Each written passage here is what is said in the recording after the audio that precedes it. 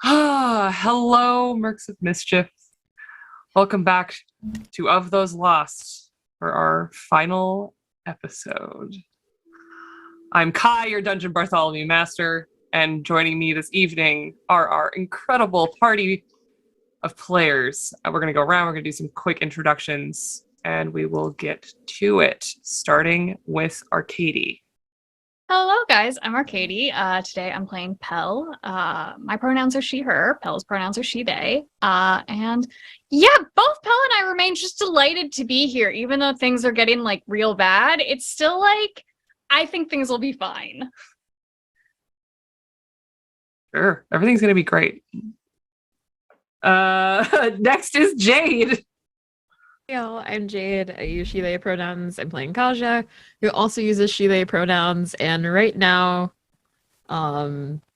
existential crisis is still happening, but there's like a bunch of monsters. So like all the notebooks, like doomsday preppers, that's what Kaja is, but with like undead. So this is going to be really fun for her. I'm really excited. I'm so excited. But let's go over to Jonathan. That's me. Hi, I'm Jonathan. He, him. I'm playing Bevan, who is still reluctant to be here. But, despite everything that has come out of this for him. So let's just try to get out of here alive, folks, yeah? I prefer that as well. That's what we're going for. Puck. I am Gabbro Scoria, and I am here to seek vengeance on these improper jailers. I am he, him, and also Puck. You know Puck, anyways. That's it, me. I'm gonna miss this. And the ultimate foil to that, Saber. I was so close to I am Saber. I'm Saber. I play Cypher. My pronouns are they, them. His are he, they. And he's been upgraded to Cypher Special Boy Skullstaff on my character sheet. Special boy! Because he's my special boy, just like Bevan is. Gabbro is a rock man. They can't have boy. No. So many soft boys. I'm a bigger And man. I am Kai. I use he, they, and she pronouns, and tonight I will be playing characters that may not even know what pronouns are, because what is language?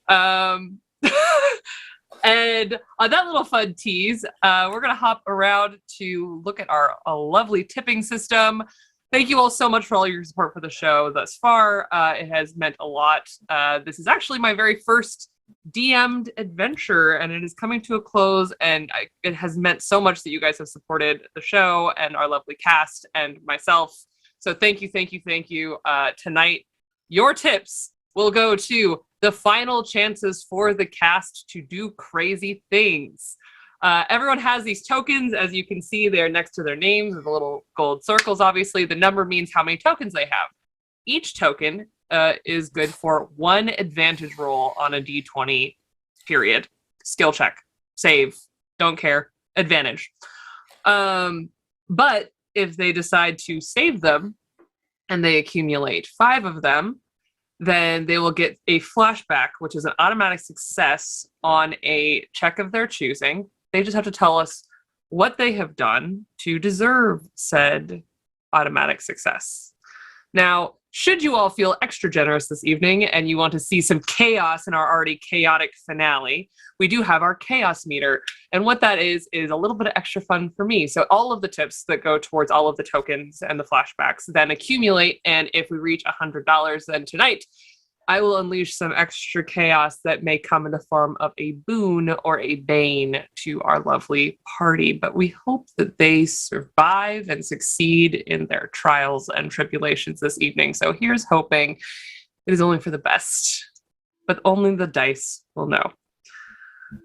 So, Where we're at right now, just so everyone's updated, Kaja has 1, Gabbro has 5, Bevan has 3, Pell has 1, and Cypher has 3. Does that sound correct, everyone? And we did establish that in a pinch, we can trade those. Yes, especially tonight. I will allow you guys to do all kinds of funny business with those. If you decide that you want to succeed on someone else's role, I might even allow that depending on the situation. So we're going to get creative and we're going to use all of this lovely inspiration that our incredible viewers have given us. Burn it all, because there is no episode tomorrow, and hopefully you guys get to live to have a lovely life after. Let's catch up on the choices that have led you up to this point before we jump all the way in. Who wants to tell us a little story? Friends, I shall tell you a tale about a group of unlikely adventurers. Just outside the town of Tearhaven, a young man and his good friend, a young, pale, sickly girl, escorted a half-orc to meet with some kings from a faraway land. They met an exuberant fellow, an unusual thief, and a very strong doctor. Together, they uncovered many mysteries about their half-orc friend. They found that he was from a land long forgotten, 200 years old, long left behind. And when they met with the kings, they learned troubling things about an attack that was long left behind. So they journeyed with their half-orc friend to a doomed kingdom. They fought monsters and devils and hags and the wind and the water. And now they find themselves in this doomed town after a long journey, after much things learned and much things remembered, facing down a city of ghosts, locked in perpetual stasis, reliving the last days of their lives. Bravo. It's almost like I've been doing this for a while. You can take the DM out of the DM seat, but you I know. DM out of the DM. And you know what? It has been a pleasure. Couldn't have been a more perfect way to recap this beautiful Mercs of Mischief show. Did a solid puck recap. Yeah. Anyone want to add anything before we go back to Isa?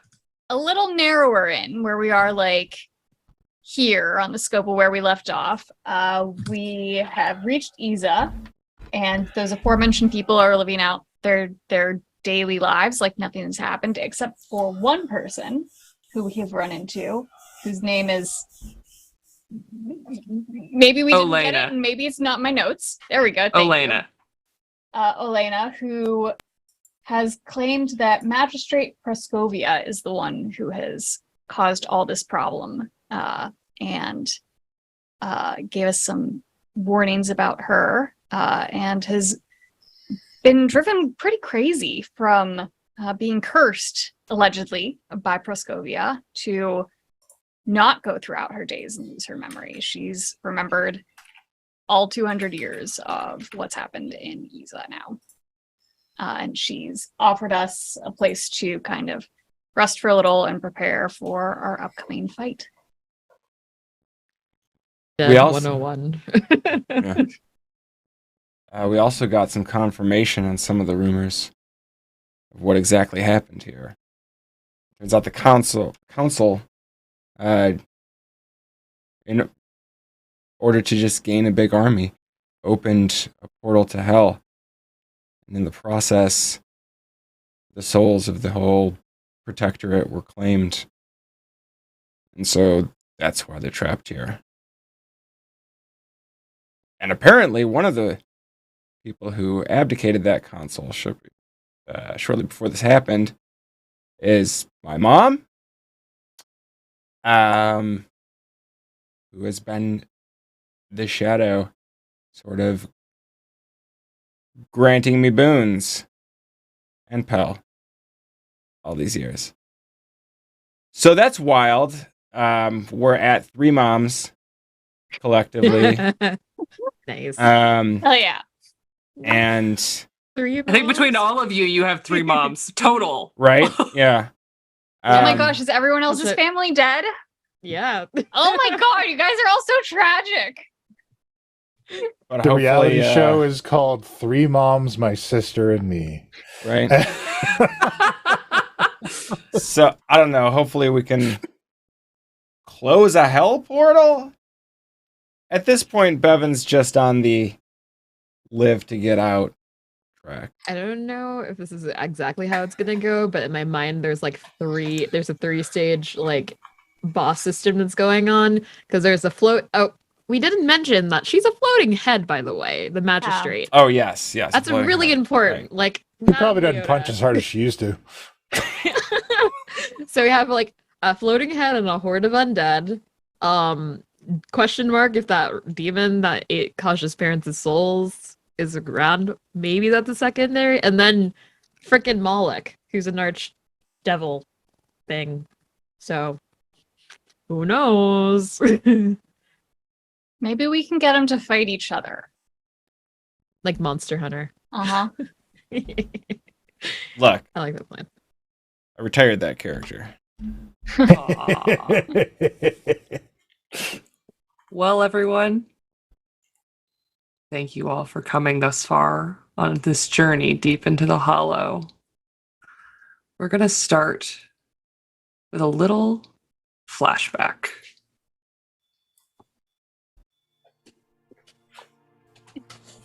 The morning that you all met under.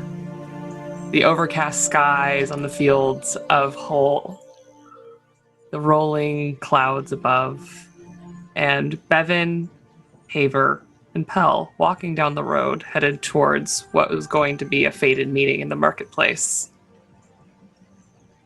Haver, largely quiet up to this point, decidedly different than the man you know him to be now, looks to the sky and just thinks.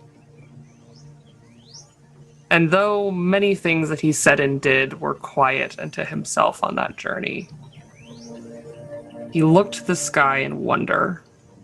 And now that you've walked all of this way in the Hollow, without the sun, without even the sight of the beautiful parts of clouds, just storm and darkness, it is no wonder that when he looks to the sky and the sun washes over his cracked face, he smiles. At the time, it just seemed like a grin, beautiful morning. But now you know. Haver Soroka, Lieutenant of the Guard of Iza, a man out of time by 200 years, had not seen the sun since the day that he died.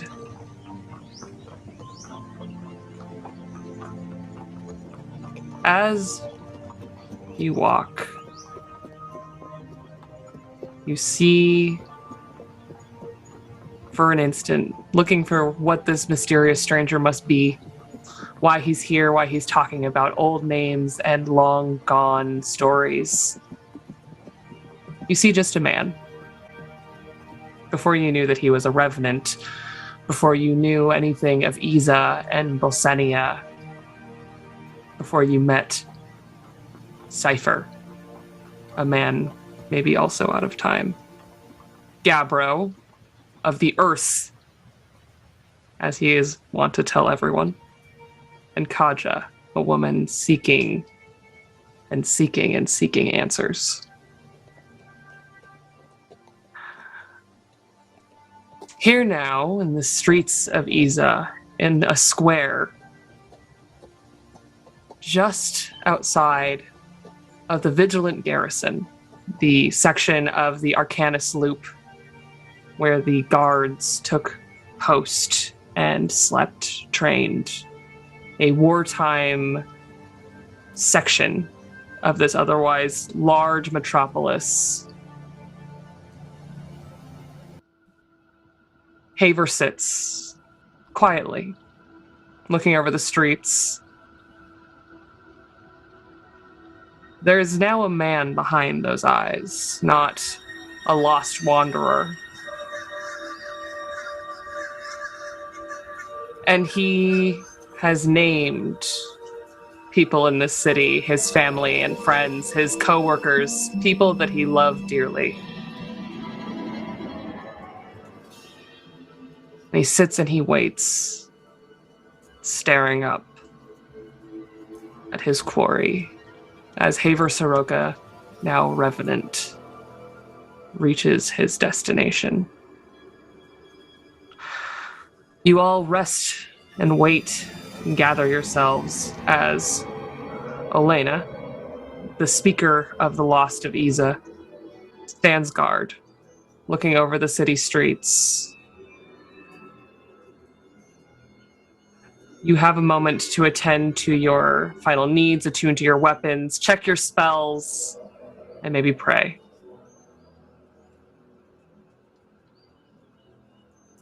What do you do? I'd like to talk to Haver. So yeah, I like kind of scoot down next to him. Hey, how you doing? Good. So, Elena kind of said some not great things about you, and I don't know if I believe her or not.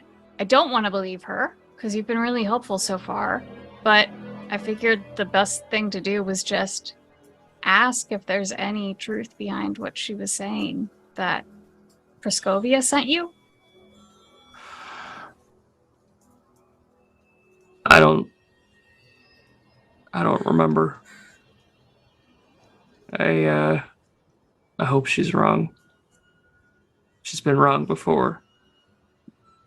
About what? About the city, about politics, about the Council of Merit, everything. Do you want to go confront Praskovia with us, or stay back? What now? Guarding Praskovia was my job. The Yaskra district was sort of my whole domain. I was the lieutenant on shift.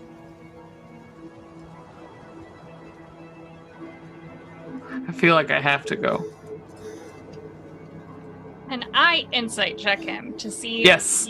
if I can sense if he is lying that he does not remember, or if he genuinely believes that he remembers. That is a 17. Oh, yeah. Pell, you're a very kind person. You've also had people lie to your face, and you're quite good at telling when someone thinks that you're just sweet. And the charm is just easy, kind charm, but you know.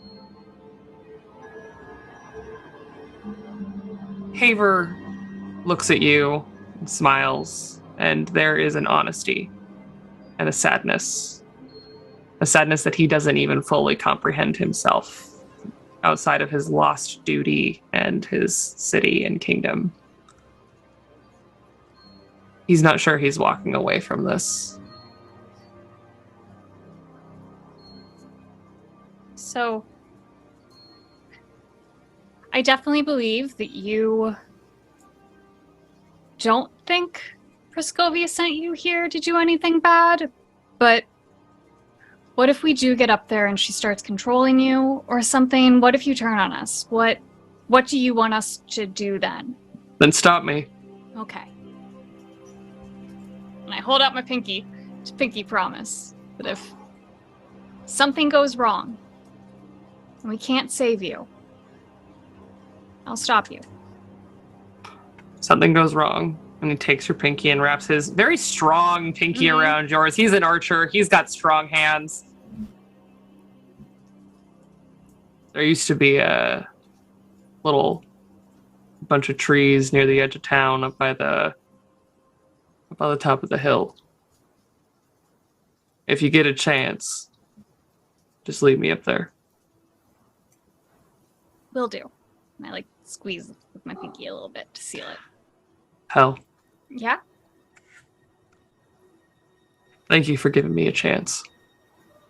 Well, you gave yourself a chance. I mean, you did the impossible. You walked out of the hollow and you found us. So, From what I can tell, you have too. I mean, I did have help. I guess we both had help. So, we'll just keep helping each other and it'll be fine. And hopefully the pinky promise will mean nothing. And I like Sure. pat him on the shoulder and stand up to leave. Yeah. Wonderful. Does anyone have anything else they would like to accomplish before Haver leads you all up to Prescovia's manor? I would like to approach Cypher and give him the mirror. Hmm. Just in case we become separated or something. And whatever's about to happen. Both of my hands take that thing, and I just hold it to my chest.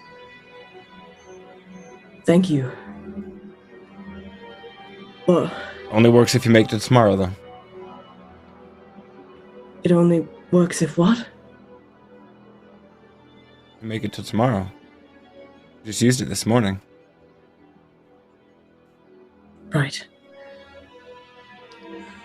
I look over at Kaja, because I had said something similar. Did you get what you needed? I think so. Thank you. Is there anything I can do in return?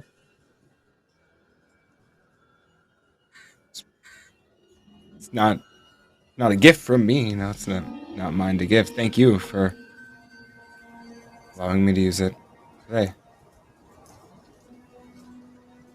My mom was one of the council people, but she left. We lived in the woods. It's wild.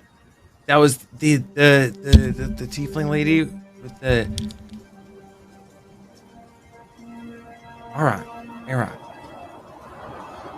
I don't know. She may be responsible for this in part. Maybe we should try to stop it. Hard to say. Well, something tells me we're about to find out some more about that. I hope you're glad you came along. Yeah, you know, despite everything,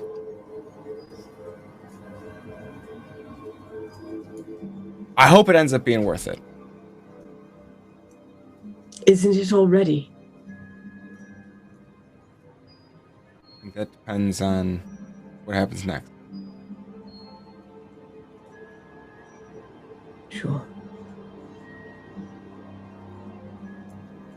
Thank you. That's it.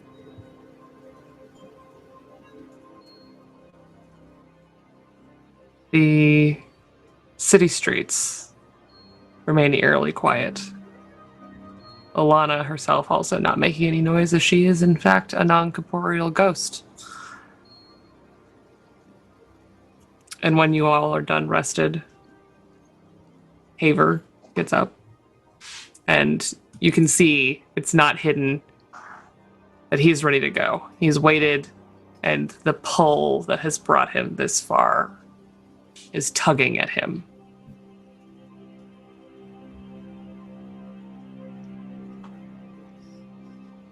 Well, I am all prepared to go. Any last words? Not like that. Sorry. You say that, and Elena, a little out of her mind, just kind of laughs in the corner. See, she gets it. plans.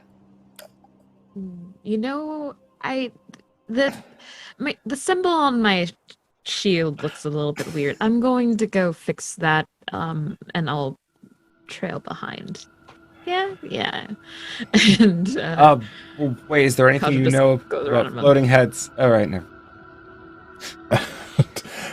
da, da, da, da, da. And Most heads are the most vulnerable part of the body. We shall be fine. Kaja's just putting her holy symbol, like trying to attach it to your shield. Sure, yeah. It's Essentially. not hard. Yeah, not hard. I just Now, tap myself with mage armor before we leave. yes, I'm please. going to step off Yep. to the side for a little bit and pull his little gem out of his pocket and just kind of whisper to it. Lo me, old friend. I will have need of your services shortly. I am traveling with others. You can feel their footsteps in the earth. Whatever happens to me, ensure they survive. And just in case anyone And then missed I'll it, pocket the gem. we got a round of coins courtesy of the Rusty Road. So Kaja's at 2, Gabriel's at 6, Pella's Oh, at 2, damn. and Cypher's at 4. Oh wow! Look how the turrets have tabled. Puck, you got to start burning through the things that people have got you. You got to Yeah, start Puck. using them up. You gotta use up those bonuses, Puck. Yeah. I knew this day would come. So proud of you.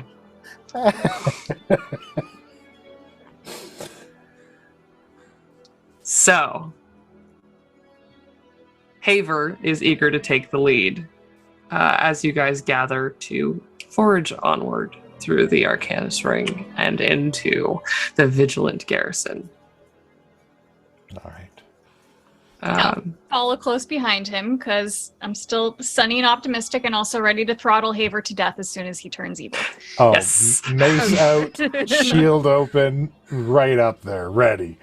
Cool. The different sections of the ring are all walled sections. They are actually properly sectioned off areas of the city that you can see that in a moment of crisis could all be locked down. The doors to the Vigilant Garrison are blasted out and destroyed. You can see old iron bands that once held large wooden doors together, splintered across the ground and sheared apart. And Haver doesn't even stop to look at them. The area just inside, a large field area for training, one would assume, is fairly normal looking dead grass, dirt, not a lot of note, some slightly wild plants that are growing in corners, but nothing of too much note. He doesn't even stop. He is a man now determined, a revenant, headed towards his quarry. The stairs, as mentioned before, that lead directly to the Magistrate's estate are only a 10-minute walk from the gate up to the side of one of the large buildings that perhaps was once a school or a barracks. There was a gate there, and again, like many other places in the city, the front gate was fine, but there's something about this area of the city. You see there is more and more destruction and decay, places where stone did not just crumble, but was blown apart through force. But the stairs seem intact themselves, even if the gate itself is unseated from its hinges. And it is a long, winding, switchback series of stairs. Isa, being on the top of a fairly tall hill, was built on stone and carved into the stone to the very side of what would be a sheer cliff otherwise is a series of stairs that lead up as you rise and rise towards the foot of a large tower and a fairly substantial looking building at its base, the watchtower of the Magistrate of Isa.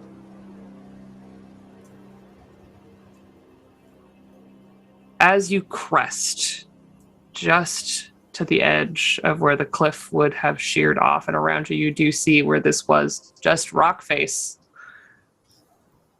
You see the Yaskara district, or what's left of it. a large gate, an area just outside of the top of the stairs, a garden or perhaps a square of some sort, terminates in blown out fences into an area of absolute destruction. The top of most large cities, much like Tear Haven or many other places, the central ring is where all the finest institutions are. They're churches or temples, they're places of study, and of course, the seat of power. The only building in the Yaskra district that remains is the Magistrate's home, and everything else is rubble.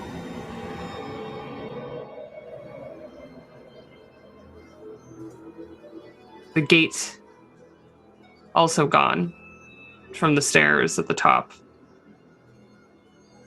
Little pieces of it hang to the side over dead hedges as Haver steps off and into this large green area. What do you all do?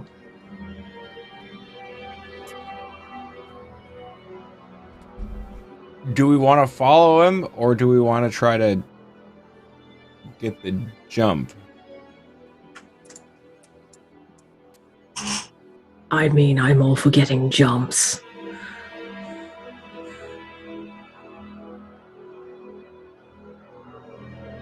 No, nobody. Tabs on him? Perhaps those of you who are most quiet and able to keep to the shadows can get the jump on him. I can make And- myself invisible.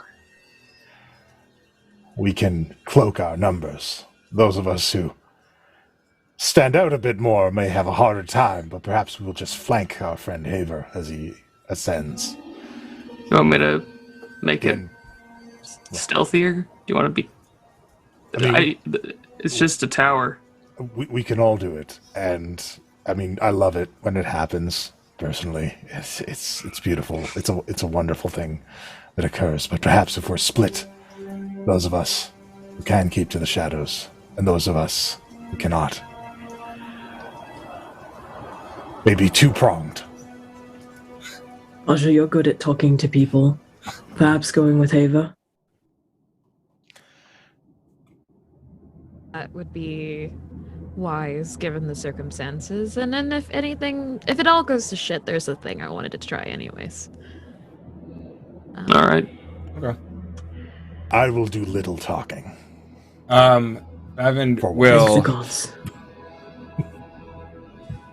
crouch down and reach towards his shadow, and it looks like he's kind of dipping a hand into it, like he's pulling up water, and flicks his wrists to cast Pass Without a Trace. All right, let's get stealth rolls all around then for whoever is wanting to be stealthy. I guess Haver is going to be stealthy too, even though he is running forward. Yeah, 16 well. on stealth. 32. Oh my 30. God.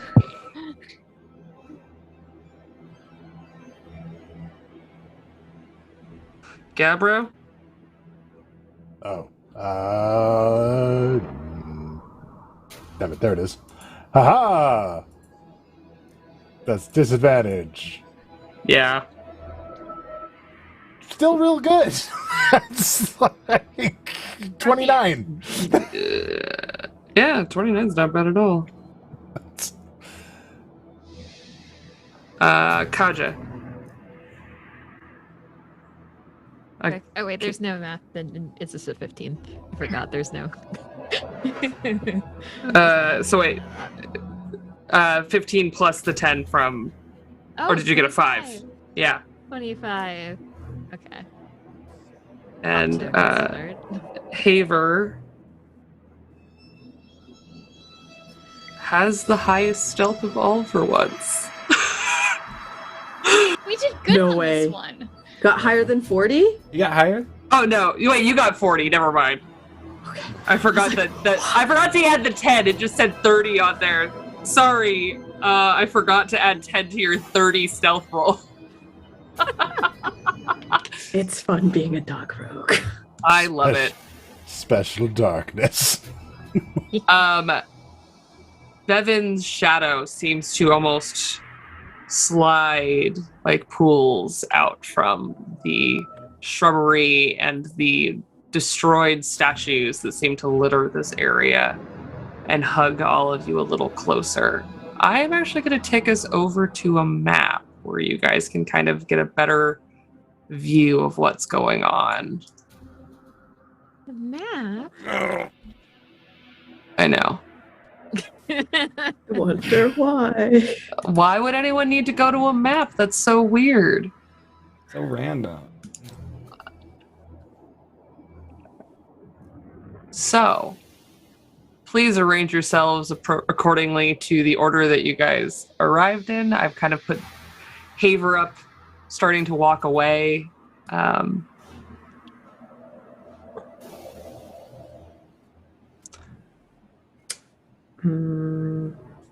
Stealthy. Up a little bit.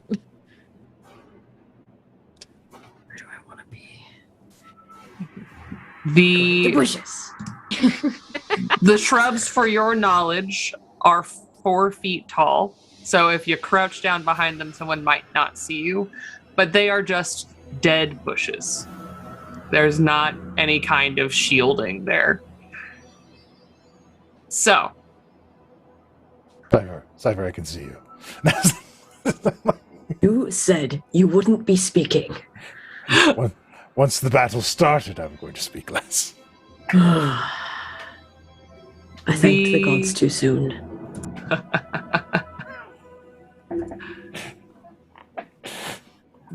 The long shadows cling to all of you as you make your way into this garden area. And Haver begins to quietly creep forward and is going to head towards the very large building that seems to be ahead of you. No doubtedly the estate, as previously spoken of the Magistrate. Mm-hmm. I shall flank him and remain by his side. Wonderful. He's going to go this way towards the wall. Silent bodyguard. I feel like silent bodyguards. Yeah. So, as you all get closer, does anyone want to do anything? Go anywhere other than just hugging the building? I see Cypher is bush hopping. Yes. I'm going to try to stealthily make the cross here. Yeah, you're so very well hidden. I am the knight. And it is very quiet. It's not a place of any noise. You don't even see or hear any of the spirits that you heard down below. Can we see the entrance of the manor? Yes, from where you are, you see that there is what was a large fountain, long overgrown, in the middle of a roundabout.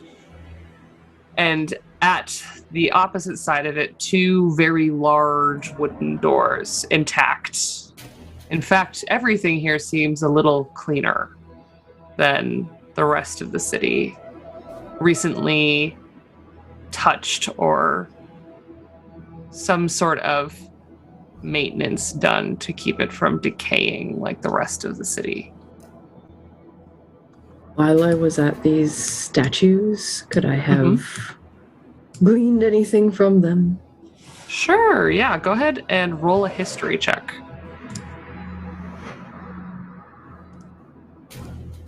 17.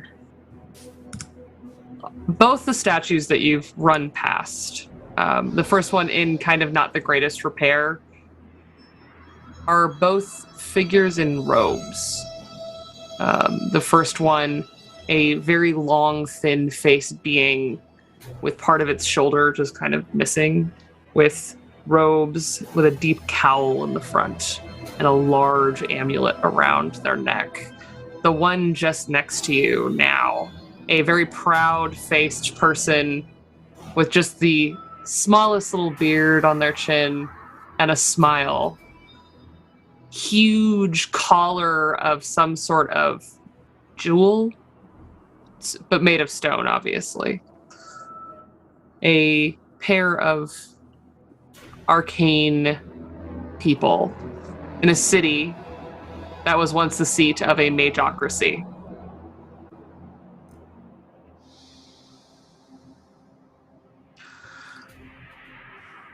Glad you said obviously about jewels, because you know. Yes, I do. Clinging still to the wall, yes. Would you like me to go ahead so you could remain hidden? I understand you do your best work at a range. I need to know. This used to be the guard tower. He puts his hand against the wall. My friend, you will get inside. But let us plan our battle strategy. It is no good for you to be at the head of this. You're right. Let me be your shield. You and I, Gabbro, should just knock. I agree. I have an excellent knocker right here. I was just like trying so hard to stay still. What? Did I say something funny? It's fine. Everything it seems so hilarious to me right now. Where you stand, you both see just next to the wall 2 figures shift. They were stone still with dark clothes, dark skin, all of them just looking a bit like some being that the color and the light had been sucked out of entirely. But at their heart, the thing that catches both of your eyes, behind thin armor, you see 2 glowing red hearts. Would I know if this is like a sign of anything spooky? History or religion? All right. Yeah, religion. Does this give me the oogie boogies? Yes. Oh, I got a nat one, so 7. Oh. You can't quite see them. You were talking to Gabbro, and Gabbro, you get the first glance, and you turn around and you're like, that's weird. This whole city is so weird, and you're kind of preoccupied and unable to discern much. Gabbro? More trapped ghosts. These 2 give you an unsettling feeling.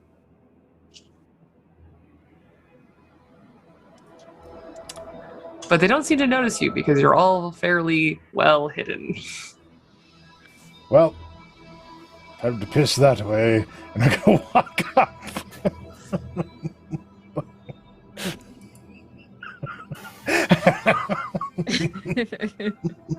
But just for me.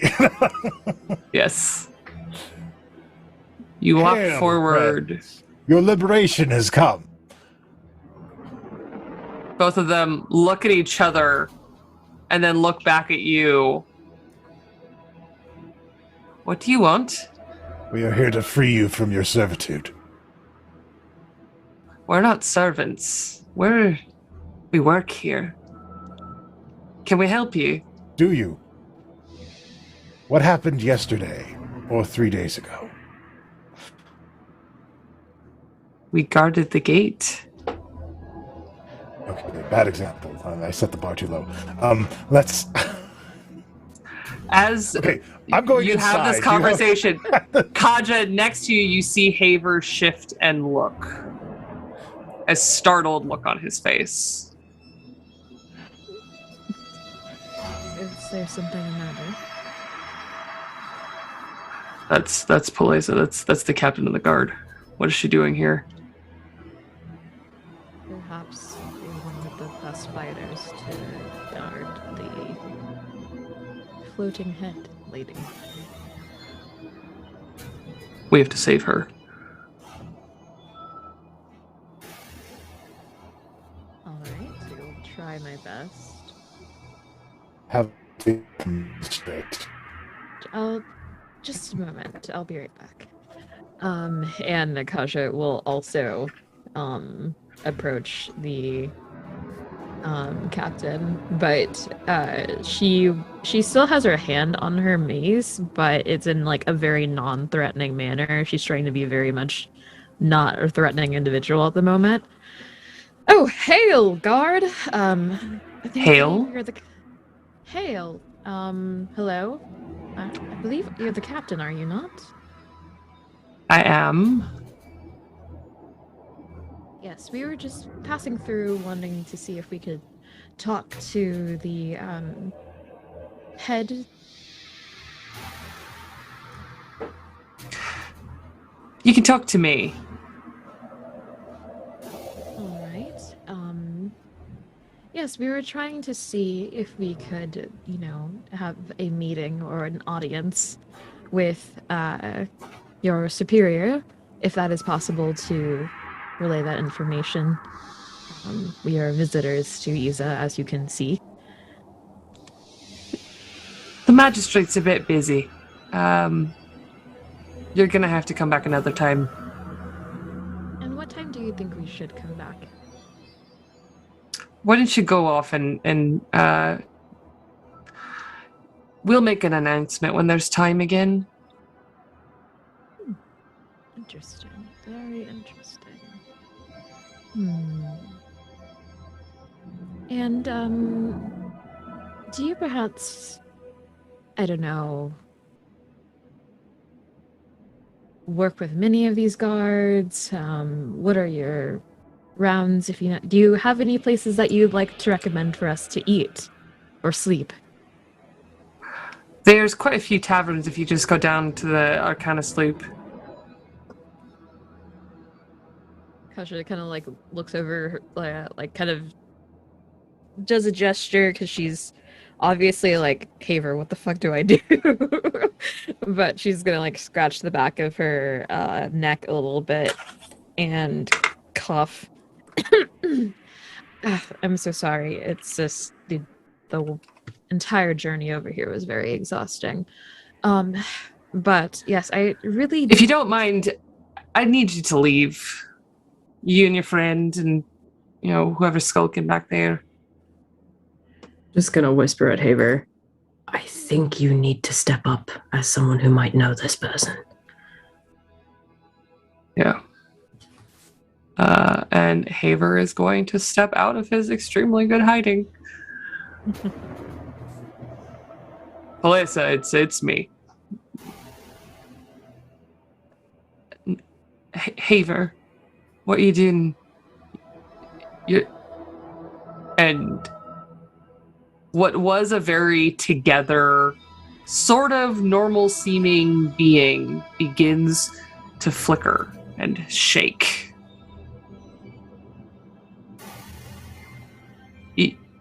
You're not... You... And the other guard across the way steps closer with their hand on a blade on their hip. I'm gonna have to ask you all to leave.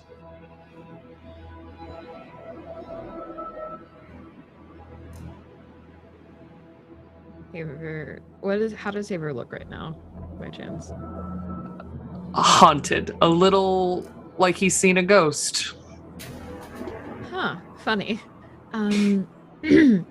Yeah, I don't think that we can do that at the moment. I think we really need to meet with the magistrate. Is that going to be an issue? You say that, and just behind Palesa, the large doors shift, like someone has pushed against them ever so slightly as it strains against the slight weight that is keeping it closed. You can tell that it is not locked, but it just closed over, and it shifts open for just the slightest bit and back. Maybe a strong wind or something else. I'm not going to say this again. You all have to leave, and the red heart begins to glow, and you just for a moment hear echoing around the area between these two walls of this estate whispers. It's almost sourceless, but enough that all of you can hear the just faint sliver of a woman's voice. And both guards draw their swords. I need everyone to roll initiative. I am going to... Also, we're having a slight technical difficulty for those of you who can't tell. We are working on it. Just going to also check in really quickly on something on our end. Bevan, remember you have a 1d8 bonus to initiative. Thank you.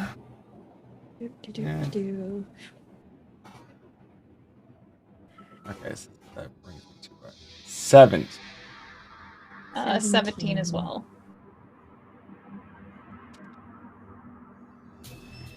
$21.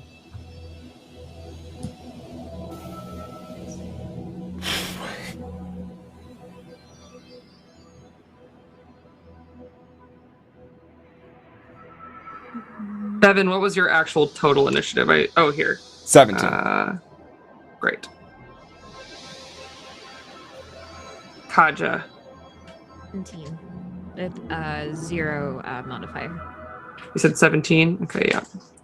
Kaja, can you bring your mic up just a bit? Yeah. Pell. What is your total? Also 17. You guys. So I said 0 modifier because I saw it. Right. Yeah. Okay. Pell and Bevan, I'm not going to decide for you, actually. You guys can decide between the two of you who gets to go first. Just decide once, and then we'll go from there. And Cypher, you have that beautiful 21. Delightful.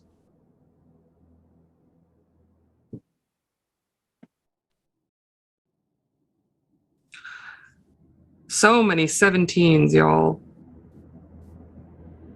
Bevan and Pell, which one of you wants to go first? Let me go first. Oh, yeah.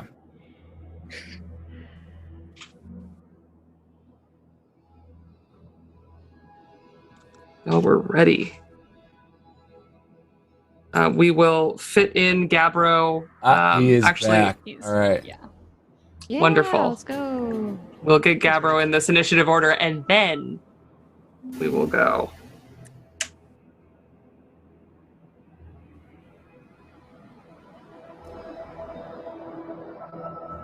Goodness. Gabbro, my dear, we have rolled initiative. Will you Very please well. roll initiative for us? I shall roll initiative.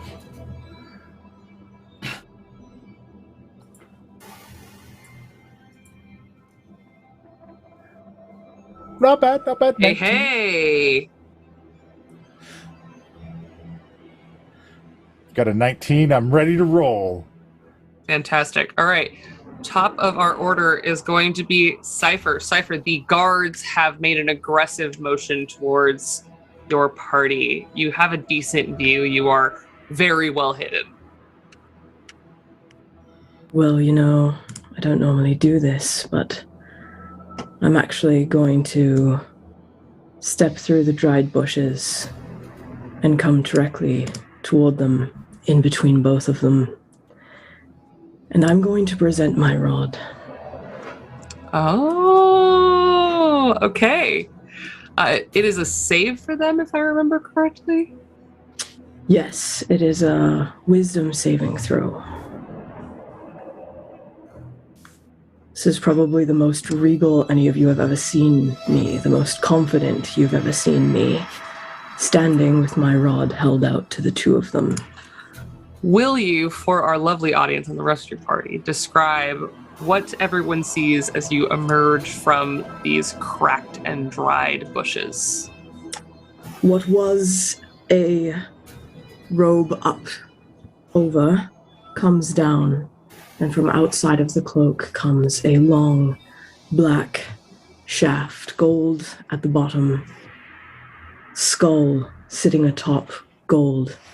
This is, for everything you can see, a very real, probably human, at least humanoid, skull, from what you can see.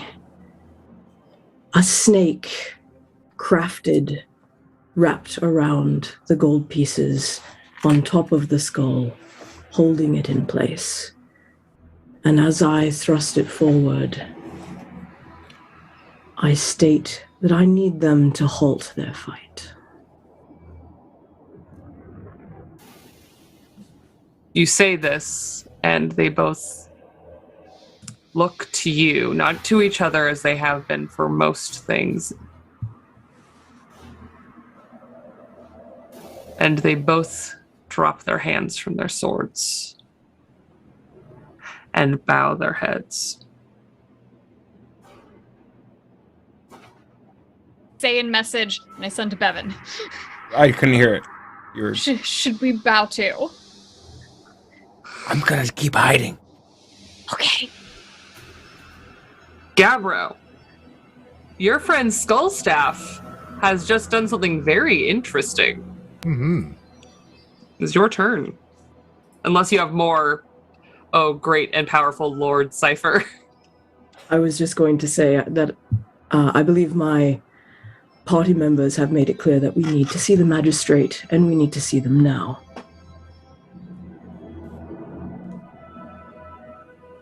Yes, sir. Right away. It just makes a really big face, like, are you kidding me?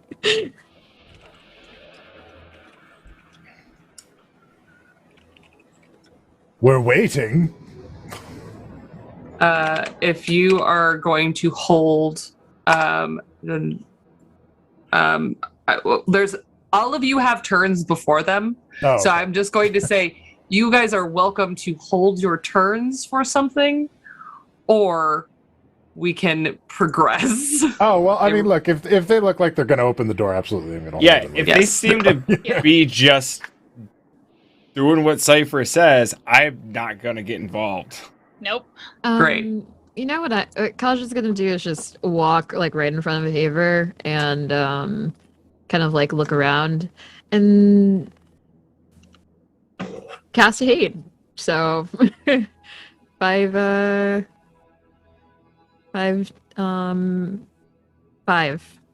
Yes. It's Five. 8. Five. So does that But increase it's your max? Or for is it 10?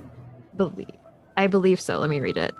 Bolsters your allies' toughness. I'm gonna cast it at 3rd level, so then I think it's 4 people. Your max goes up hit. by... Current hit point max and current hit points increase by 5 for the duration, which is 8 hours. Dang. And who are you casting it on? Pell and Bevan for sure. On Cypher and Gabbro. Sorry, Haver. He came here knowing that he was probably going to die. He's fine. Wonderful. So you guys all have that max HP boost. Anyone have anything else? Anyone holding anything for the guards to do anything other than open the gate? Yeah, if somebody takes a swing, I am going to fire off a shot. Alright. But short of Haver that... Haver is using his not best judgment and walking past you, Kaja, towards the gate as Halesa turns and the other guard, Andri, also turns and they pull open these large doors. And you see that they are pretty well cared for. It's not like most other gates and doors are in the city that have taken some doing to open and close. These open easily and reveal what has caused the shifting behind the door. Give me just a moment while I reveal. What's behind that door? Nothing What- good. It's what you've always that wanted, door. right? Hold on, let me move something else. Oh no. Oh no. Oh no. I'm like zooming in on this. Oh, ew no. Oh. Ew, no. Oh god, I'm messing this up. Guys, Doing great, 20. sweetie. roll 20 is my friend, right? That's how that works. Yeah. Sure. It's most Sure. of the time. Alright. Sometimes it just do what it want to. Inside of the great doors, as they are pulled open, you see pushing. Oh, that's the wrong way. Pushing against the large wooden doors is a decayed and slumped figure that lurches forward as the doors open. The two have done your bidding, but at what cost? As these creatures look very corporeal and like their flesh is falling off of their bones. Cypher, what does your rod do after the command has been followed? It says that it's an action to present it and commands obedience from each creature of my choice within 120 feet. I guess it's up to your discretion to what extent this power exceeds. Like, as these things come forward, am I leader to all things that enter into this range for 8 hours, or how does that work? I believe, does it have a reset property? I think is my question. Not that it's like it Let just me- says. Let me look at it. Let me just pop it open. Yeah, here, let me throw it into the. Thank you. Yeah.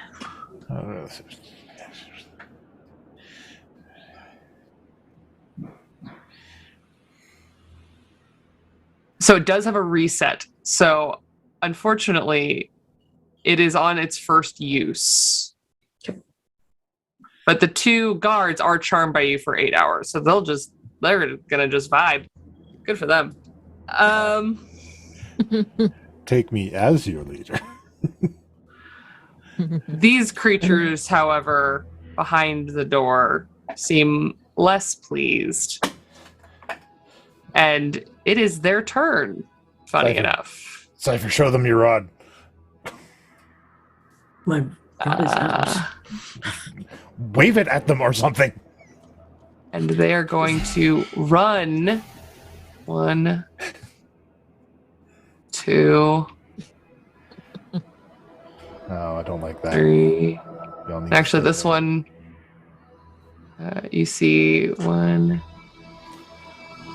2, 3 more appear over there, and another from over there as they begin to just flood the space behind this door. You see behind it a little bit of the stonework of a larger room that seems to have a V-shaped set of stairs that lead out of it in deeper into the building. They're flooding the zone. All right. Now we're back to Cypher. It's everybody's measurement sticks going up at once. It's pretty funny, actually. It's like the entire party starts range finding. It's- It's not my fault that they made everything cool 30 feet. Ah, yes. True. What spells can I employ? What area effects can I unleash? Is it an action to command these two? No, it's a To free action to attack? talk to them. It's a free action to talk Free. to them. Okay. So you can just ask them. Absolutely.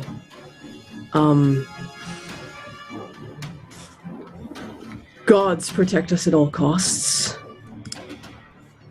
These things. Because- Oh, Go ahead. these things are not actually working for the magistrate. They're working against us. I am going to, because they are charmed by you, you have advantage in this, but I am going to have you roll a persuasion check or a deception check because you did also lie to them.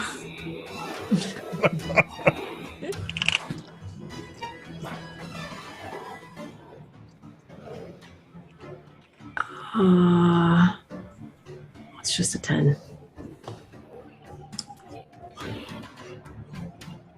A 10 against a 13 and a 1. So, Andre It's me. Andre looks at the creature that has just been revealed from behind the door and seems pretty prepared to do what you are asked. And Lisa does not seem fully convinced. So that is, you're just talking to them, so I'm going to not charge you any kind of anything for that. So you have action, bonus action, and movement that remain. Okay. Then I'm also going to...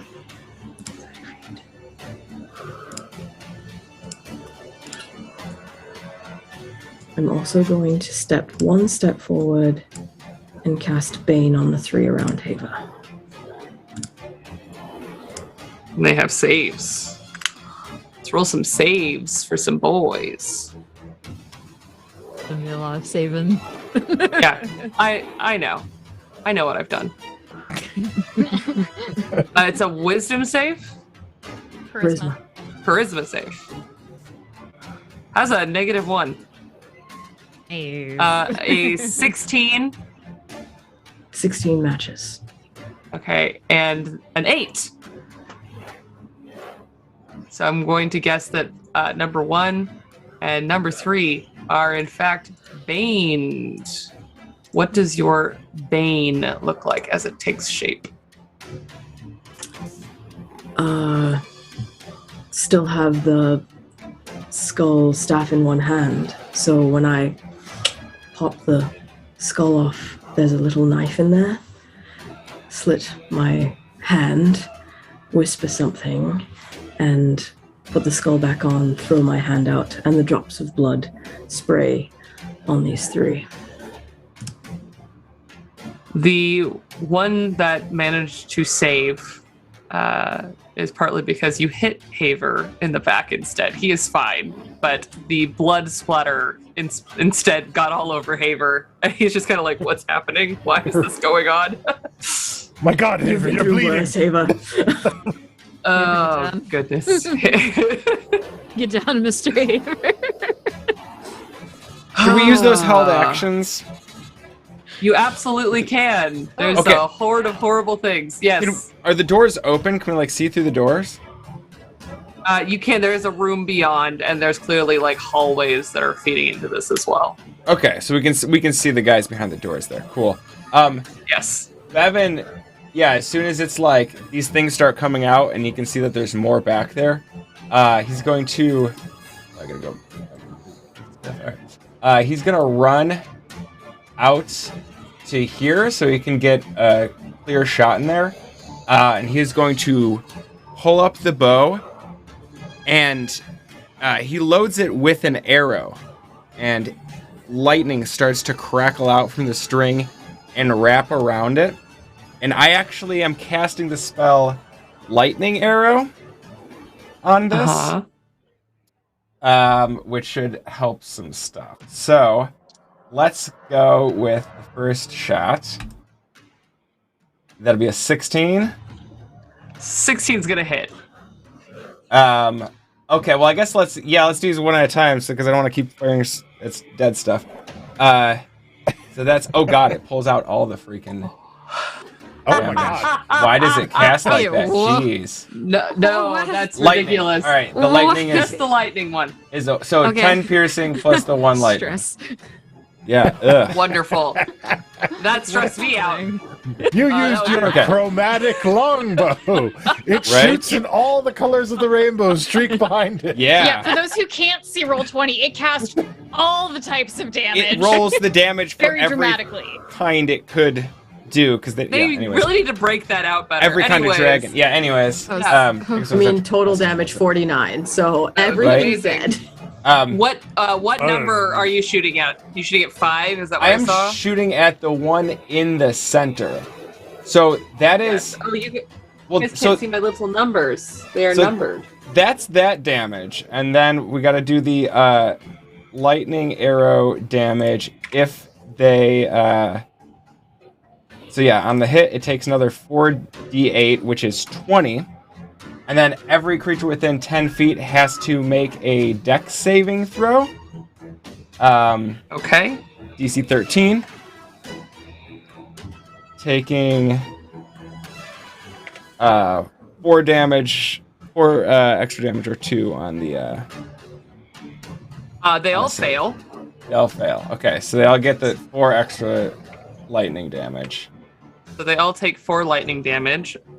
On top of the first guy who's at 31. The one that you hit with the arrow, as the lightning crackles off of its body and you see the light bounce through its very hollow eyes for a moment, and smoke begins to rise as the remains of what was hair and very old decayed flesh begin to spark with lightning. And you see it begin to fall. And then right itself. Immediately hit it with a second arrow. That'll be another 16. It's gonna hit. For... Where's the lightning? Ooh, for 16 damage. Is it still up?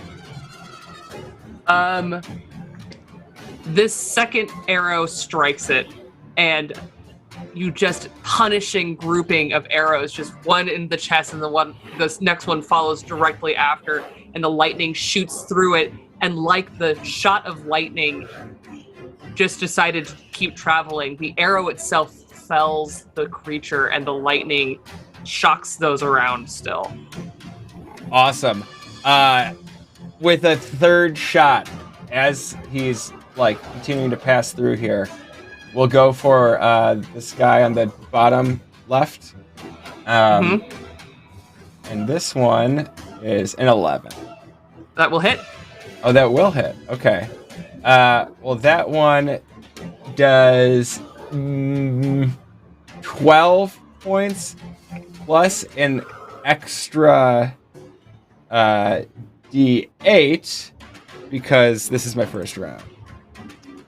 That dread ambusher damage, which is another 8. So that one will take 20 points as I continue my run across and do a cool knee slide move to right up behind Pell. I thought you were going to let me go first. Oh. Trying to take care of stuff. It's okay, I'm going.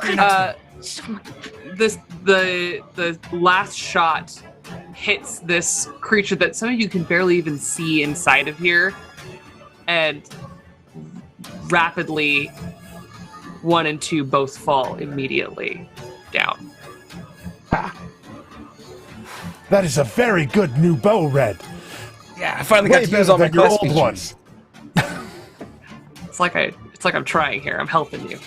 Do all the things. Okay, Pal, you were holding something. Yeah, I was holding an attack, and I was gonna do something cool before that attack, but it would have helped Bevan do more cool stuff, but since he already did his cool stuff, I just annoyingly, stare him down, well, fine. And instead the attack that I'll do is... Usually Pel's magic is all shadow-based and darkness, but in her, as she looks at Bevan with, her little bit of annoyance, there's a new little, spark that's kind of creeping through the darkness because she knows more about her abilities now and knows what they come from. And rather than being fully shadowy, they're a little bit fiery too. And I peek through this bush and I point and I cast Fireball on this guy here. Can I point? The one who's like at the door. Nice. Okay, yep. So I believe it's a 20-foot radius, so it should be centered on him and hit And all of the people. all of the people. It should just miss Haver. Everybody to the left of Haver. I'm glad you guys Wonderful. held those actions because what I was going to do would have been completely pointless. All right, 20 foot. We've Dex save. We've got a 20-foot radius that will hit everyone except for the guy directly next to Haver. So we're just going to start rolling them. I'm going to say numbers that are... I thought you guys could see, and apparently I did not make them visible to you, so I'm sorry. Number 6. Dex save. 3. Fails. Number 4. -1. Love that for him. Guys, I love zombies. They're so funny. They probably 14. have such great Nope. dexterity. Yeah. Palesa, 15. Nope. Andri. Oh wait, no, that's the wrong. I'm rolling the wrong stat. Palesa is a 18 actually. Is Palesa in range? Yes, Oh. they both are. Where's Palesa? Eight. I thought Palesa's up by Gabbro. No. Palesa is right next to the door. She just opened it. Oh, Oh. okay. Oh, yeah, our greens are not Our showing. place is still in place. Yeah. Andri rolled a 7, so both of them also. Wait, Palesa rolled an 18. Okay. Does that Yeah, that- fail? yeah. That succeeds? Okay, and then the last two of our gooey friends, 7 and another -1. So all of the zombies fail. And they Only take Palesa succeeds. 29 fire damage. Woo! Okay, 1 second. Gotta roll some stuff. And Palesa will take half of that, so 14? 14. 14. What the hell was that? And I turn back to Bevan and I'm like, it would have been so much cooler if I'd buffed you first. I'll wait. I've just on the next one. I got jumpy. I actually don't think it's possible for any of the zombies to succeed. They might just be terrible. Yeah, no. What does your fireball look like as you wipe out all of the visible zombies except for the one next to Haber? As it forms in her hands, it looks very similar to her orb at first. That is like a little shadowy thing that switches kind of states of being, but it very much does then spark and settle on fire right before it leaves her hand, and it's just this thin little wisp with smoke trailing behind it, that as it hits the ground, it just bursts in a very smoky blast of fire. Incredible. The doors are now also on fire, though the rest of the building seems to be made of stone as far as you can tell, so maybe it will just burn the doors. Maybe it will be worse. Unknown at this moment. Not my problem yet. You do also feel the spell wrap around the halls, destroying 2 more beings that were out of sight. There's a lot of guys in there. I'm gonna shout that to them. Yes. There's a lot more of those in there, guys. Settle in. At the rate that you and Red dispatch them, I believe we shall be through them in a matter of moments. That power is not unlimited. All right. And Kaja, you did your held thing, and Haver is kind of at a loss because he's not really sure what's going on at this moment. So he's just gonna vibe. Soft boy party. Yeah, he's having a moment. Andri is going to actually take his turn. He is going to step forward, and I think he can make it to Haver. Yes. And is going to take a swing at this zombie. Mm-hmm. We're gonna see how you do, my bud. A axe swings off of his belt and will definitely hit for 20 damage. Dang. Well, all right you- then.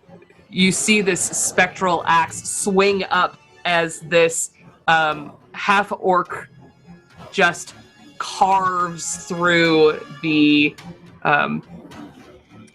zombie next to Haver, and you see a bit of a resemblance as you see him walk next to Haver. That is his turn. Palesa, I'm not sure I believe these work for the magic, and she begins to again flicker, uncertain of what is going on, and the fire having taken some sort of effect across her spectral form. Strange company your magistrate keeps. Now from within, you do hear running as more boys are going to emerge. But they're not smart. They get to the door and look for the first thing that seems strange to attack. And there's a giant fountain between them and Cypher. So the first thing they see is again Haver, and they're going to this is why you bring NPCs, right? Cannon fodder. I mean, he also does expect to die. Like, Yeah. he does seem... He walked past his bodyguards. I don't know what to do. All right. So they are going to fully run and get to Haver, but that is their entire turn. All right. Bringing us back to Cypher. Gabbro get a chance to go? Oh, Gabber, were you actually holding something? No, I didn't hold anything. Yeah. All right, Cypher.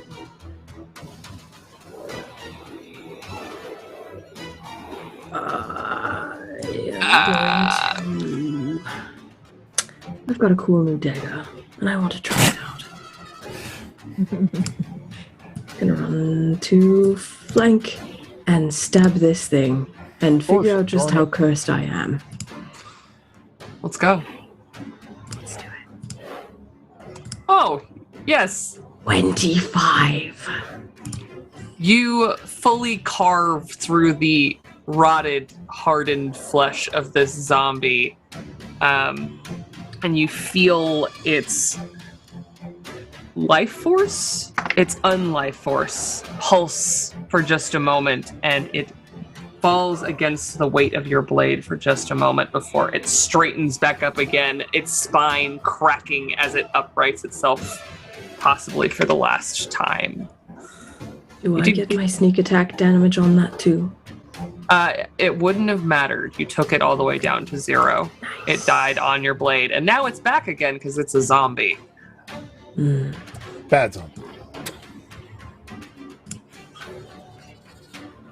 I suppose it wouldn't even matter then if I just tried to stab it again. Live your life. No, I think I'll end my turn there. Really? Okay. What?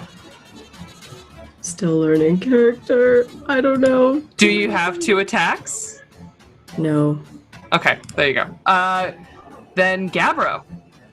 Gabbro sprints forward, runs up behind Haver. He's going to use a bonus action maneuver if Haver will be willing. Grab Haver by the back of the collar, do a spin, come fully around and take Haver's place. I'll allow it. Let's do some funky stuff. You go ahead and move yourself on top of Haver. All right. I shall be your shield, friend.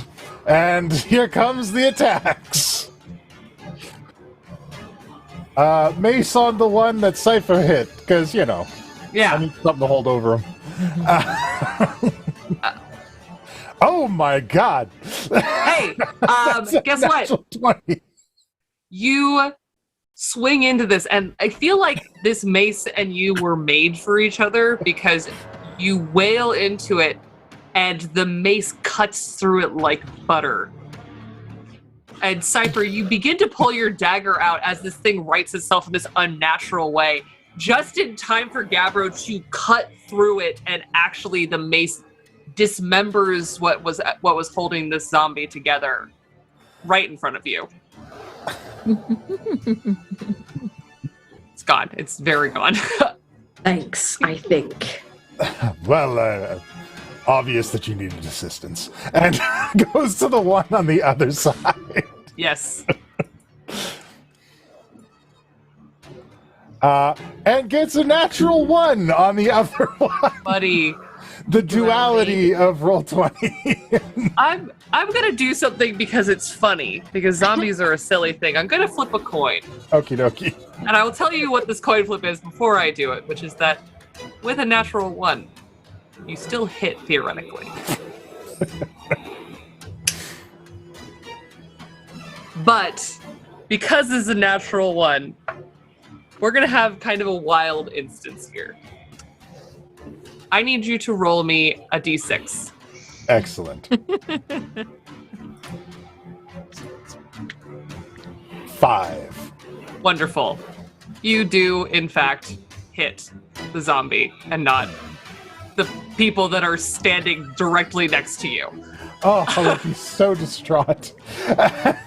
I'll let you kill Haver, it's fine, but not today. No. All right. Go ahead and roll damage on your natural 1 that still hits. Oh yeah, God, that you is- have 6 chaos coins, dude. Yeah, look, I'm good about that. I gotta use them. Get there. That is 5 bludgeoning, 6 radiant for a total of 11. Wonderful. You wail into this one as well, but it takes the hit a little bit better than the one that was barely holding shape in the first place. Do you have anything else, Gabbro? That is all I have. I have used my movement, my bonus action, and my action. All right, Pell, light it up. I'm actually not gonna light it up. Evan's gonna light it up because Yeah. you're gonna be so cool. And I touch him, and I also touch me, and I cast haste as a twin spell. So Bevan, you now have 2 extra AC, and what else comes with haste? It does 3 things. You get an action? Yeah, you get your speed is doubled, you gain 2 more AC, and you get an additional action. Though that action does have to be like very An specific attack. things, but one of them is a weapon attack. So congratulations on your bonuses all around. And that lasts for a minute, and at the end of the minute, you're both stunned. And since I did just cast it on myself, do I have an extra action then? Yes, you do. Great, I'm going to take out my crossbow because I do believe I'm within 80 feet. Yeah, and I will You take absolutely are. a weapon strike at this guy, the guy directly south of. What does it look like as the haste takes hold of you, and you not only twin the spell, but then you also draw your crossbow? What is it? Lay it on Yeah, us. it's like with my right hand, I'm reaching forward, with my left, I'm reaching back, and I tap Bevan on the shoulder, and there's a little twist of smoke, and it twists and curly cues into 2, and it breaks off, and it hits both of our Achilles' heels, and dissipates in a little trail of smoke at our feet. Very cool. So I take down my crossbow, which now got to pull up, and 25 to hit, Oh, yes. 5 damage. Wonderful. The bolt just soars through the air, and you do strike true on this creature, but it is still up and kicking. For now. Expected. Look, it's not the weapons damage Pell is after, it's the AC bonus that Pell is All right, after. Bevan, you can do practically anything. Yeah. Bevan starts running. This has potentially happened before, or is this new? Yes, no, this is not new. Okay. We've done this trick before. Yeah, and he knows he's got to seize the moment.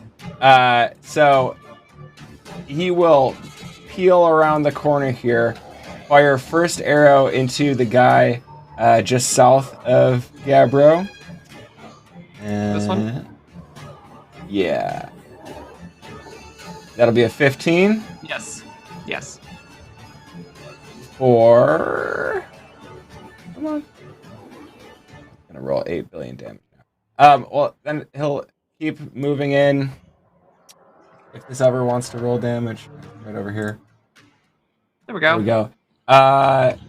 6 total, right? No. 9 total. No, 5 9 piercing, 4 lightning on that first one. Yes. Yeah. So I'll fire off a second, assuming that guy's still standing. I'll go with the same Oh, one. yeah, he's still up. That's a 20 for 14 And then Hold on. That arrow sinks into it, and the lightning courses over the zombie, and it is downed. And he suddenly pulls an ankle breaker shift to the left as he comes across this way and throws his bonus action arrow. Or his extra. His haste action arrow. At the next one right in front of him, the one between him and Kevin. This one or this one? The one the to the Pell right. shot? Yeah. Yeah. Go ahead and roll damage. That definitely hits. Guys, their AC is 8. Okay. So that's 9 damage. 8 that one strikes true, and it begins to slump against Gabbro, and again zips back up again at 1. Right. Yeah, I think that is all of that was the a lot of actions damage. As if it wasn't enough. And I give him a thumbs up over the hedge before I dip back down. The fastest thumbs up in the world. Because, yeah, we got haste. Yeah. All right, Kaja. Cool. Kaja does the exact same thing that I'm doing, gives a really big stretch. Before she just honestly jogs on over to the rest of the peeps that are left. And as she jogs over, she's kind of muttering to herself. And towards the end, you hear, "Severe death delivers you to the hands of those that will bring you death." And she's gonna try to do turn undead. Yeah, she is. 30 feet. See or hear. And I think the DC is 16 wisdom saving. Wonderful. All right, we're gonna start with the one Also, closest what's to their the door. CR? What's their CR? Oh, they're only a 1. Oh, okay. So If they're they fail, they're dead. yeah. This is do or die for them. So it's wisdom. Yeah, wisdom Brave, 16. all right. That's a 4 Nice. and a 7. Nice. So and they are the only ones left on the board, right? Yes. 1, 2.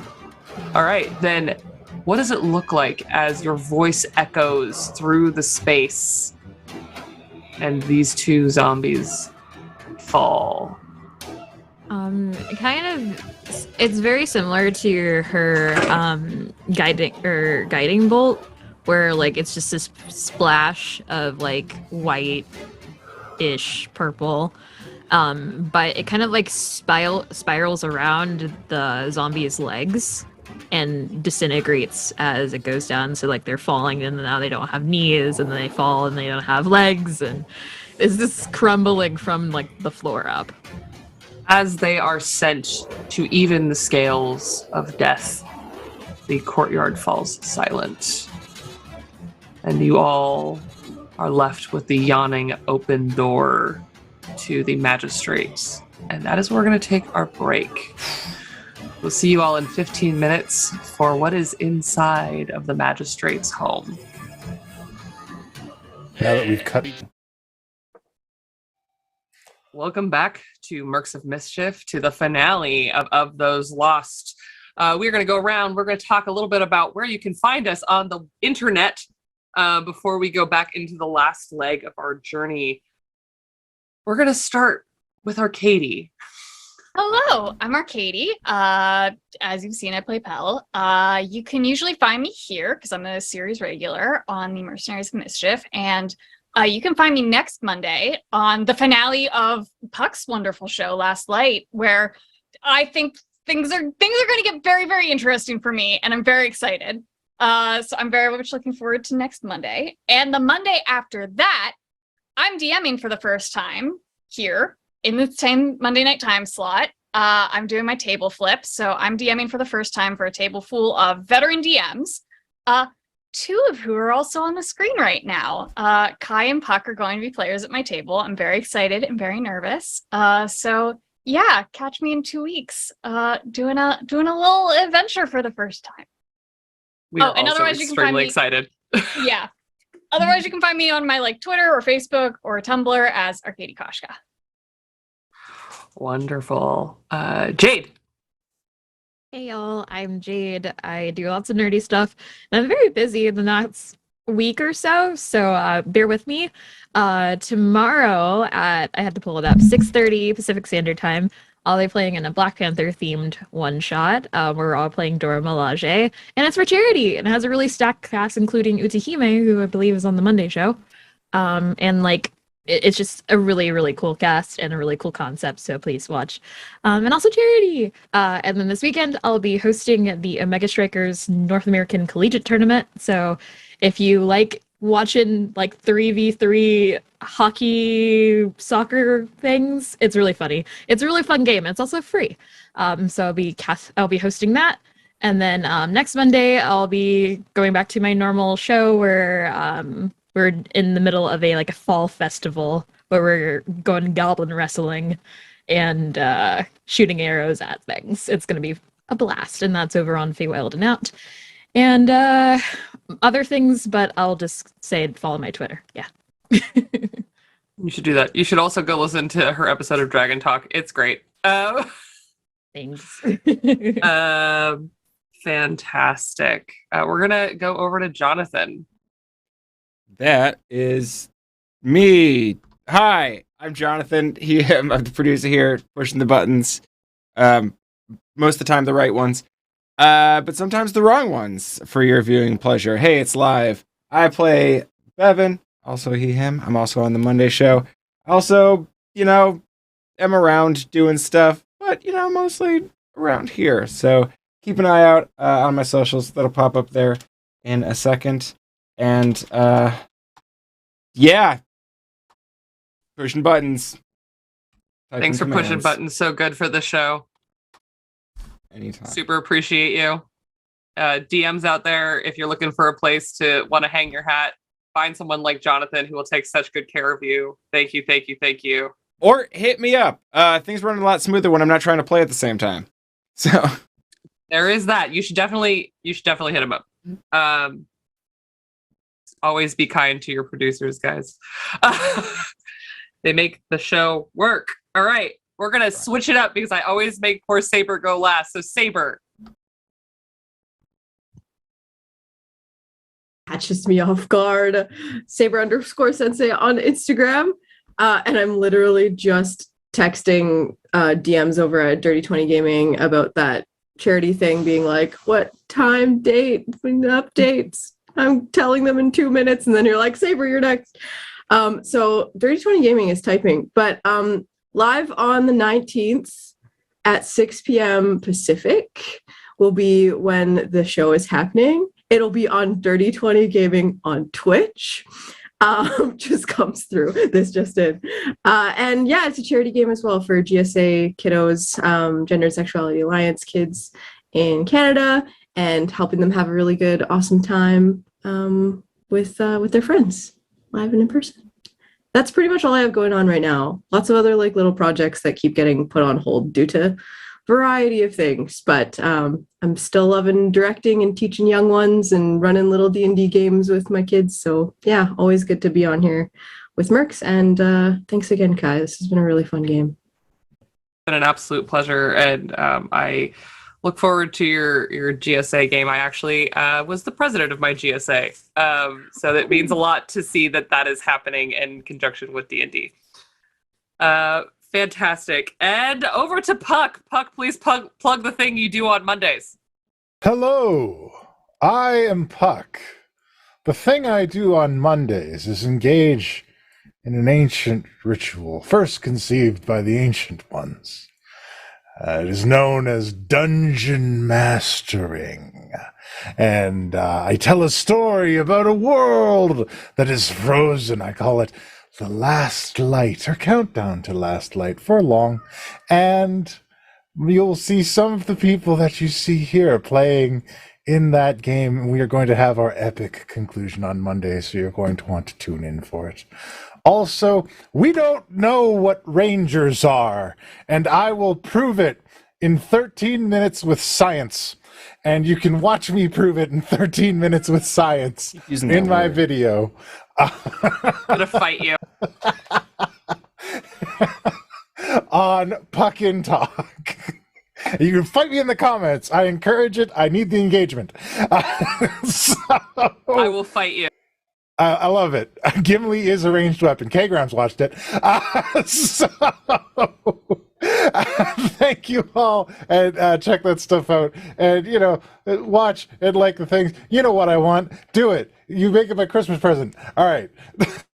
Please do it. And I have been Kai, your Dungeon Bartholomew Master. Thank you guys for going on this crazy journey, all of the lovely people at this table and everyone in the chat and all the people watching this on VOD. It has been an absolute pleasure. It has been just the highlight of my weeks, and I'm just so thrilled for the response and for how wonderful this table has been. You can find me after tonight on my upcoming podcast, The Lore Brewery. We have 2 one-shots dropping before the end of the year, a post-apocalyptic 5e adventure, as well as a holiday special using a 1-page homemade system that one of our players made. It is an absolute blast. You can check us out on all social media platforms at The Lore Brewery or at Lore Brewery. You can find me on all social media platforms as Estelle Livin Ladris. That does include places that are not Twitter, in case any of you are the people who are leaving Twitter. I'm still there for now, but you can find me in other places doing this there as well.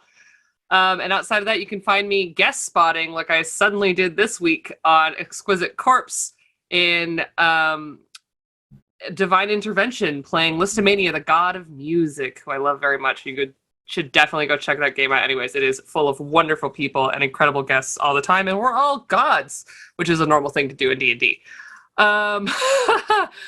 Well, that is all my announced projects, so we're just going to do a quick little recap on our tip system before I rush us back in. I want to get us through a nice, satisfying ending for this story. So, thank you so much for the tokens that have already been given. I believe it was from Rusty. Thank you, thank you, thank you. And I look forward to what chaos that brings to this table. You guys can continue to tip, and it will add tokens to our players. Each token is a advantage roll, and then if they accumulate 5, they get a flashback, which is actually an automatic success on a skill or save check with a d20. They just have to tell us what they have done in the past that allows them to then have the success in the present. And then if we get crazy tonight and we fill up that lovely chaos meter, which is just for me times, something chaotic will happen. We will see, should we get there. It's already going to be pretty chaotic, so it'd be really fascinating to see what happens if we added more. Without further ado, I just love you all very much. We're going to hop back in as the zombies fall to the earth and the courtyard goes quiet. Kaja's final words echoing still for just a moment, deafening out the whispers that had traveled around the courtyard. The 2 guards look confusedly at each other, but are still. There's a lot more inside. Without hesitating at all, it literally, as soon as she sees that those corpses are disintegrating, she's gonna go over here and cast or use the Eyes of the Grave to see if I just realized I actually have to roll for the guards as well for your turn undead. Whoops. That is my bad. Palesa fails and is a CR3, so she, I believe, is. Yeah, she's not. She's alive. She's just turned. Yeah. And Andrea is fine, as you were. Cool. Yeah, but she would still like to do that. Yeah. All things considered. So we're running away. Locating undead within 60 feet. You feel the interior of this place filled with necrotic energy. The stench of undeath thick on the air, a ashy and sickly smell to them. Well, I guess it doesn't say if I know how many. No, there's just there is definitely a very A lot. large undead presence here, as well as individual things that you are a little bit more aware of, like traditionally it's like, that's a zombie, or hey, Palesa over there, that's a ghost. There are a lot of ghosts around, but there's something very wrong about specifically this building. Are we still in initiative order now? Yeah. We are kind of at a pause. Should we need it again, we're just going to re-enter initiative, probably from the top. Slap the stone, not like the on fire doors, and be like, "Yep, haunted." All right. I mean, if Pell says there's still a bunch inside, Bevan knows he can't waste this magical gift that he once in a while gets. Of course. He just keeps on going. Great. Running towards Same. the door. Like, I know we got X amount of time. Also, your speed is doubled. Yeah. You guys can zoom in. This So is we're like just the strongest we're ever gonna be. So like, you see him, like, he didn't even break. He came out like there, and once the other two undead people just exploded, he turned his direction directly towards the door, and the feet are starting to smoke like more now as he continues. We'll just call that Kaja's turn. So you guys it's still within the same turn of combat, so you guys are fine. And you guys are gonna run inside. Yeah. yeah. I was going to ask Andrew, since he seems to be the one that is listening to me, is there another way to the magistrate that doesn't get us walking into a horde? Well, she's inside. You gotta kind of go inside. She's upstairs, Okay. I think. And then I look to Hava upstairs. Can we get there from the watchtower? Is there another way? I think the main way is through her study, which is through that door. The watchtowers just feed into the main front hall. All right, let's go then. As Fuck, you muted. Bevan and Pell sprint in through the fallen zombies in the front entry hall, you see a set of stairs, a V shape protruding into this otherwise fairly straight rectangular space. Cuts in, and there are two large arched doors that are open towards the main entry hall. Perhaps that is the direction that all of the zombies came from. Yeah, and otherwise on either side of you there is hall that leads to the towers that Haber and Cypher were just talking about. All right. Yeah, do we see more zombies inside? There's no zombies inside of the hallway, because from what you can tell, you guys destroyed all the ones up to the stairs. Like you shot them pretty well, Bevan. You know they're all dead.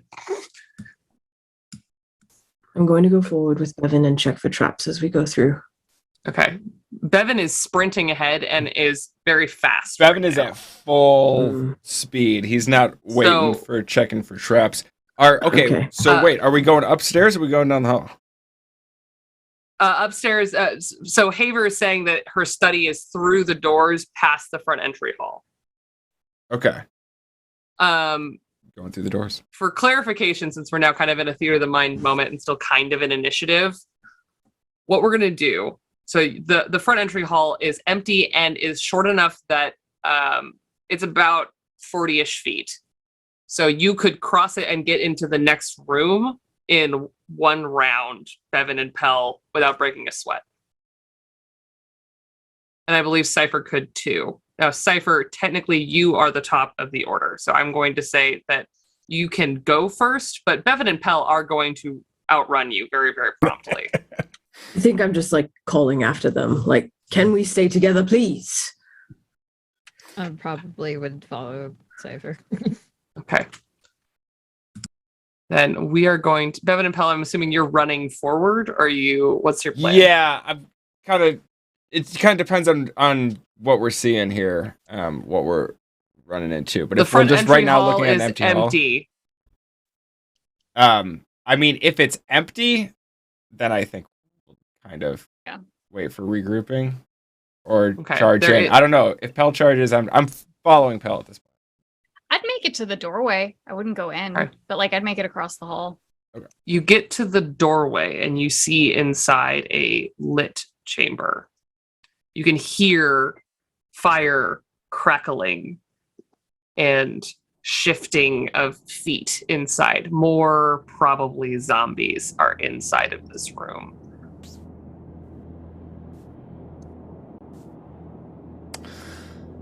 Burn it down. I will send message then to whoever's like still kind of at the doorway that I can see. Probably Kaja, because Kaja's got a cool head. So to message, doorway, seen shuffling zombies, probably more of the same, but seems like this way. Send it off to her.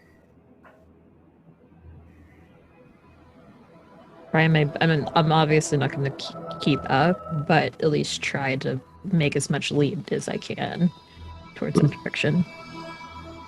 All right. Follow behind and shout out to Haver. Come, Haver. Your answers await. Also, we have a super chat for $100. What? Man Slayer. Let chaos reign. Thank you. We- Zam! Also, On YouTube. and we also just received another $40 from Rusty to bring Bevan, Pell, Cypher, and Kaja all up to 5. Incredible. So at this point, like Rusty everybody's was got 9 frustrated except that for Gabru who has Puck 10. wasn't playing. Oh Yeah. my god. So it's just about to get weird. All right. Incredible. Give me just a moment. I have to go find what chaos this unlocks. But you guys can sort out what you are doing inside of this chamber while I do that. I'm following behind, urging Haver to follow us.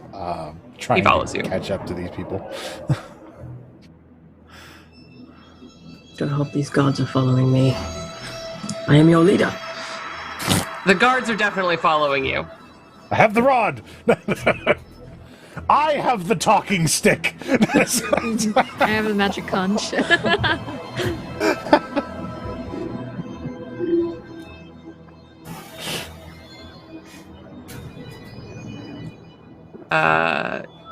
So you guys are at the doorway and you do see that the actual area in front of you is quite open.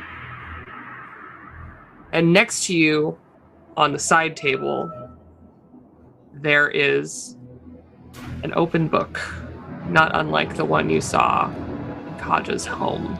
No, please.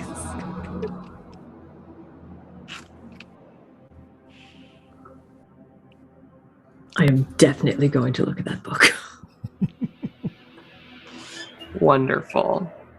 You go to the book, roll an Arcana check. It's not that you can't read, it's that how much do you understand of this book?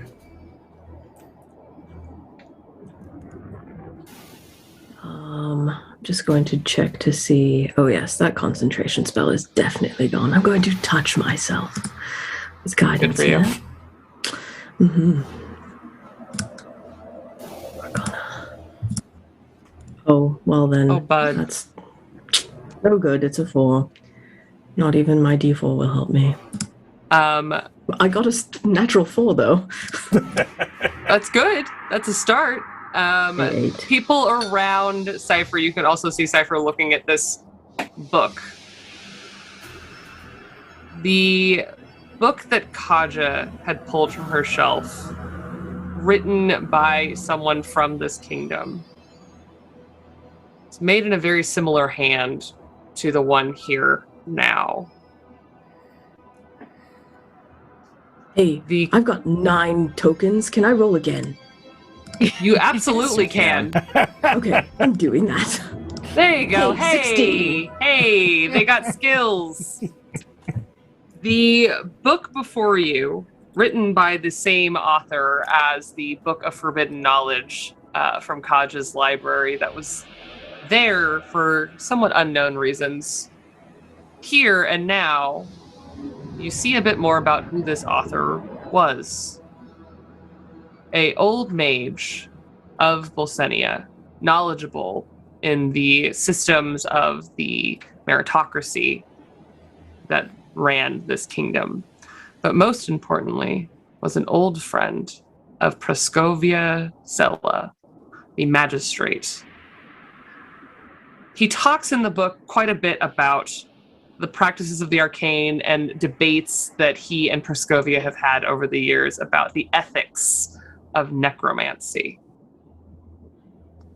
Now, he argued that while necromancy is just the use of material that has been abandoned by the soul, Sella, Praskovia, argued that the soul itself was the arcane material, and that the true power available was not the body, but rather the soul behind it. And that she was going to find a way to distill the power of souls and devour them for herself. All of that before making a deal with an archdevil. All of that to gain power for herself.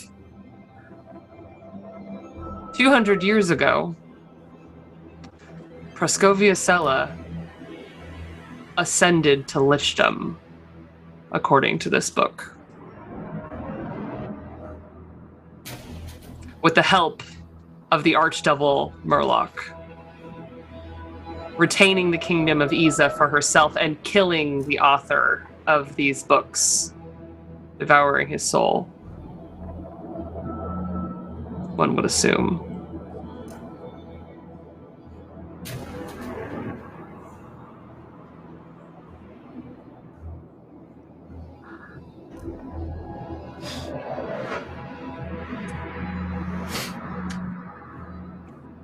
Relay information to my party. I tell them what I glean of this conflict. Is there anything else around the book to point me in a direction of where to go from here? Roll an investigation check.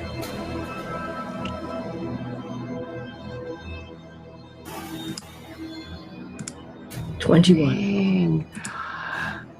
You thumb through the book further, and you do see that her laboratory, her main place of arcane practice, is where this ritual was performed that ascended her to lichdom. It would stand to reason that within then one would find the place that she put the souls that she would then consume, the phylactery.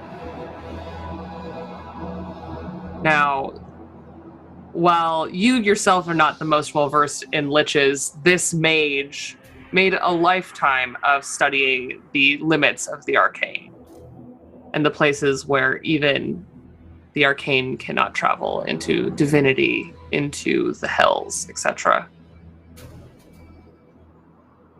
Inside of this area, beyond these archways, inside of her laboratory, she is at her peak power. And while there is only one way up to the tower where she is said to be, you would be warned not to enter the seat of her highest power.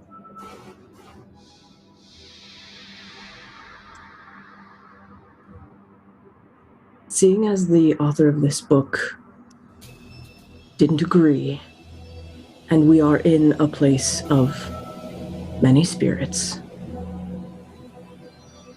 would you allow me to try the borrowed knowledge spell again to see if I can get that spirit to join our cause?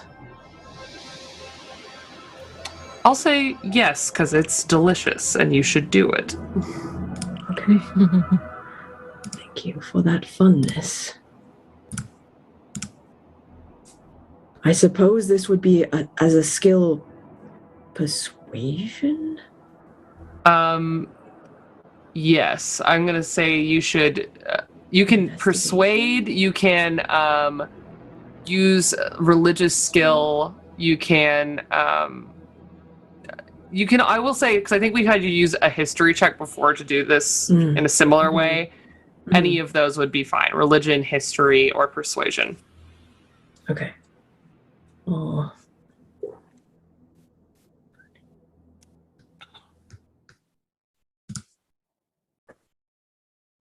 I'll go with history. Oh, it's an 8. From what you can... You got lots of rerolls, just saying. Yeah. Reroll reminder. Do it again. Reroll again. Sure, let's burn the coins. There's no other day to use them. Hey! 22. Hell Worth yeah. it. Thanks, buddy.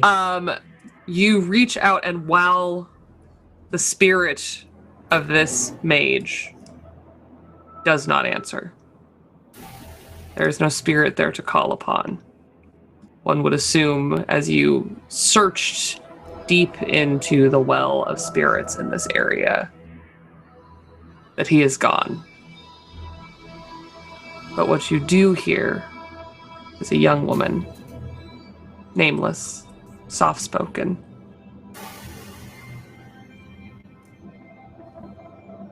I remember. And as she says that, other voices echo around her. The ghosts of Iza, up to this point having lived in a loop,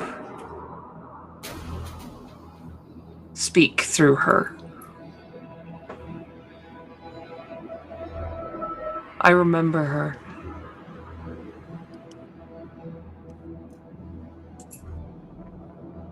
I hear you.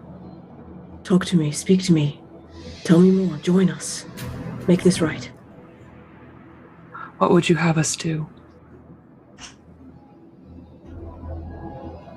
Whatever it takes to free you, to free this place. Knowledge, information, fighting hands. Safety? We can call to her. Yes. Bring her out of her own safety and protection, to where we have the advantage. Can you help us do that? We can. We will. Thank you. Thank you. Thank you. Thank you. As the thank yous echo, a wind blows through the chamber, through the open doors, past the burning pyres within. You all hear it. You feel this wind pass through all of you. A stumbling sound is heard echoing in the chamber beyond. A loud crack of lightning echoes from the sky above, not a moment later. What do you all do?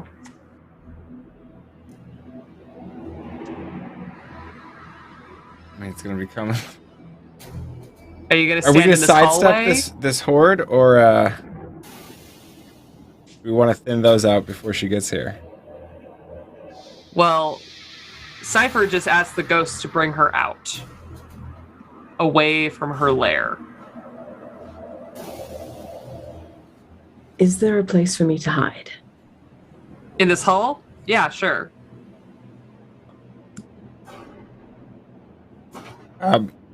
Yeah, I guess does this look like the best spot for ambush, or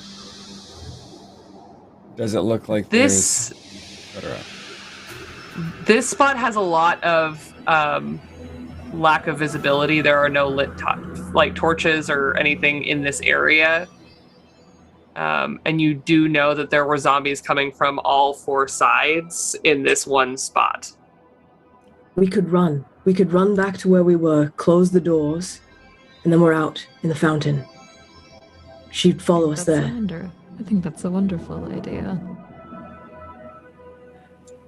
All right. Right. Pick ones You in ha- the front, slow but sturdy people in the back. You have bought yourself a reprieve as you run outside, and you can hear and see the sky being called upon the tower. A swirl of light, little balls, not unlike the one that's been following Gabbro this whole time, swirl around the tower. You have just a moment to prepare yourselves. What do you all do? The tower, for your knowledge, is this direction. Which direction? Is what direction again? Like north? North. Okay, north. Okay. She's coming down. Is there any high ground we can get to out here? Unfortunately, unless you want to climb the walls, there are like guard stations up there, so you might be able. But it's a pretty high wall, and all of the other buildings in the district have been decimated. Okay. You are all ranged fighters. Hold to the back. I will ensure that she stays in open view. Haver runs away towards the area with the statues. Do we want to try to get her in the lobby, or do we want to get her all the way outside? Outside. All right. Then, Hal, where do you want to fall back? You want to Probably get fall like back to the bushes. all the way I to the have, bushes? I'm down with that. Yeah, I have pretty amazing range, so I can Yeah. hit pretty much I anywhere. got a long here. bow, so Wonderful. Yeah. All right. I crush my yellow diamond. Yes, you do. Lomi, it is time! I'm gonna give you an icon. I have one. Hold, please. He exists. I've been ready for you. Excellent. Maybe.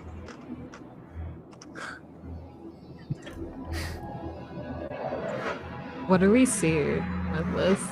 Okay. Above you, the clouds roil, and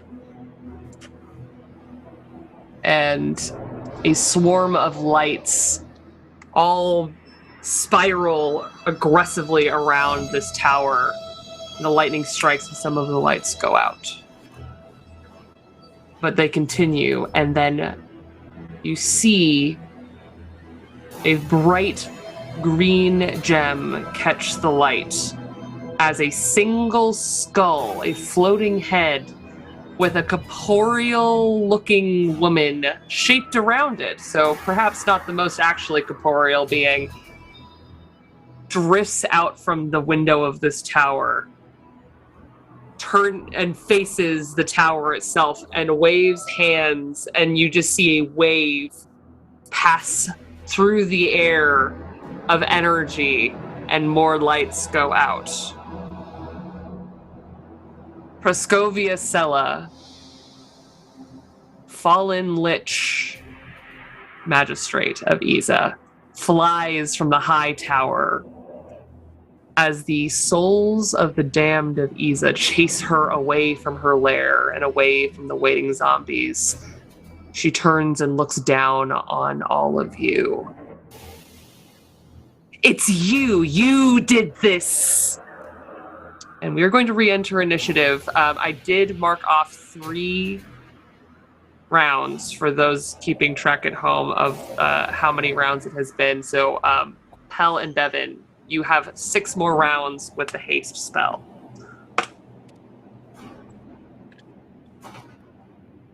As we re-enter combat. All right. Bevan still would have a 1d8 in addition, because that's... We're just going to keep the initiative for now. You guys rolled so good, and honestly, it's just going to slow us down. We're just going to stay in it. Rolled a nat 20. Oh. Can we, No, it's would okay. you like it's me okay. to roll an initiative for Lomi? Lomi is going to need one, yes, and I'll give you control. And he's technically a large creature, correct? He is, yes, large elemental neutral. All right, Lomi has a 2 initiative. Good job, Lomi.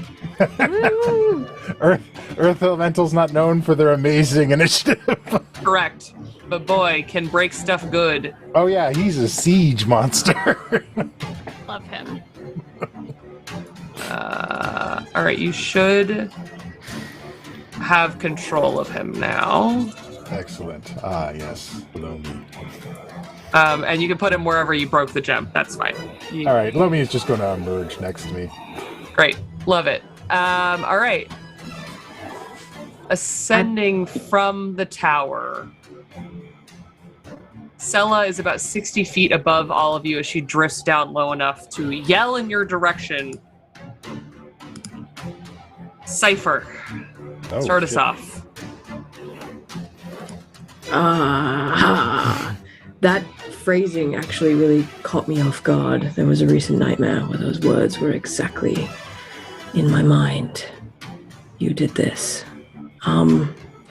I think even just character-wise, I'm a bit stunned by it. I think I'm going to hold for if it gets within melee range, and I will stab it if it's close to me, but otherwise I am a little bit caught off guard. A nightmare and maybe a vision. The tower above you, clarifying. This is the tower from that nightmare that you ascended. Like maybe Devlin has also spent time here. Then in that case, we're going to skip the lair action for all of you keeping track at home since we are no longer in her lair. And we're going to go to Gabbro. Gabbro, striding forward. Magistrate, you have made many grave mistakes. You seek to barter with that which is not yours.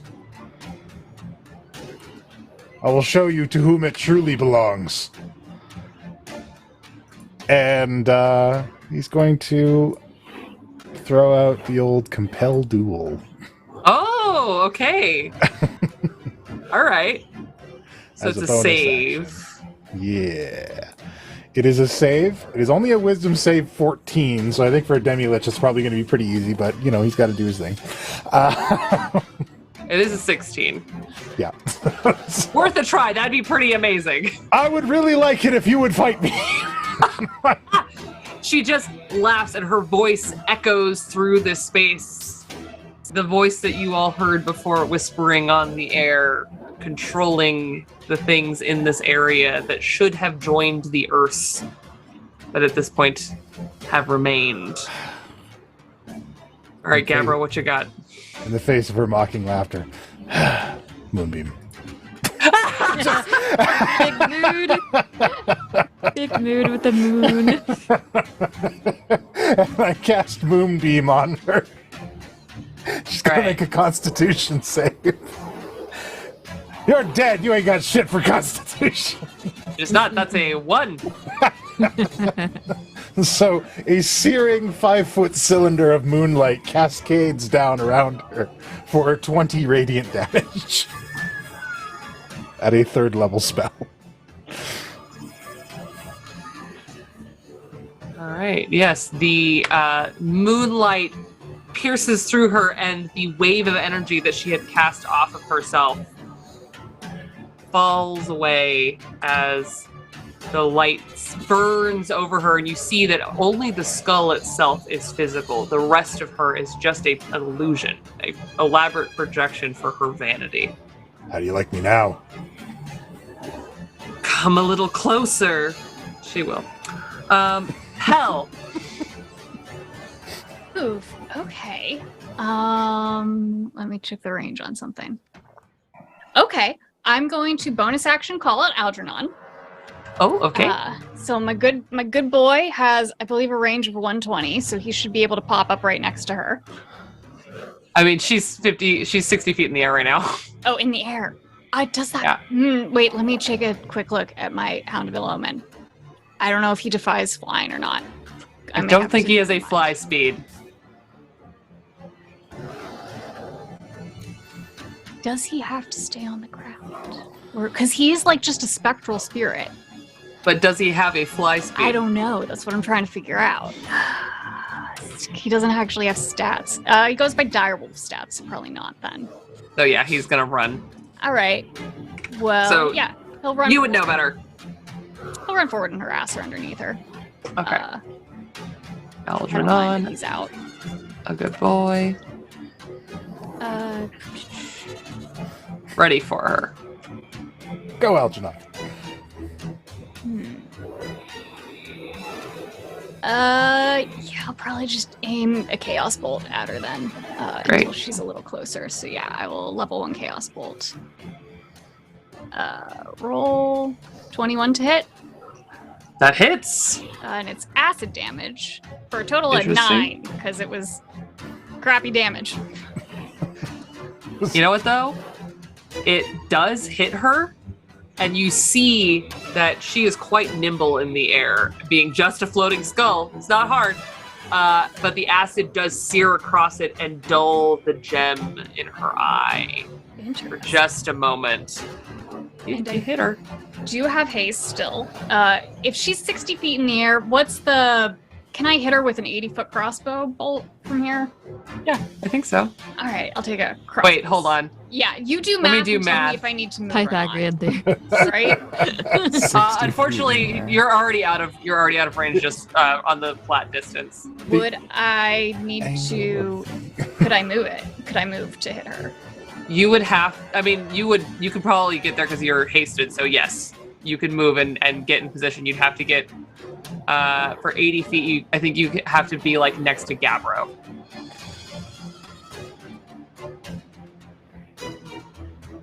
Yeah. Can I get next to... Can I get, like, here? You can. You're hasted. You have 60 feet of movement. You can do what Okay. you want. Yeah, I'll kind of come up next to his thingy, golem thingy, and take a crossbow shot at her. His Yeah. name is Lomi. Lomi. Lomi. We love Lomi. Oh, me. Okay, and yeah, I'll see that her eye starts to melt, and I'll take a shot right at the gem in her eye. Of course. For 27 That will definitely hit. for 6 damage. The bolt strikes and just glances off. It does scratch the skull just underneath the eye, but it does not sink in, doing all of its damage. Great, and I use my last little bit of movement to back up.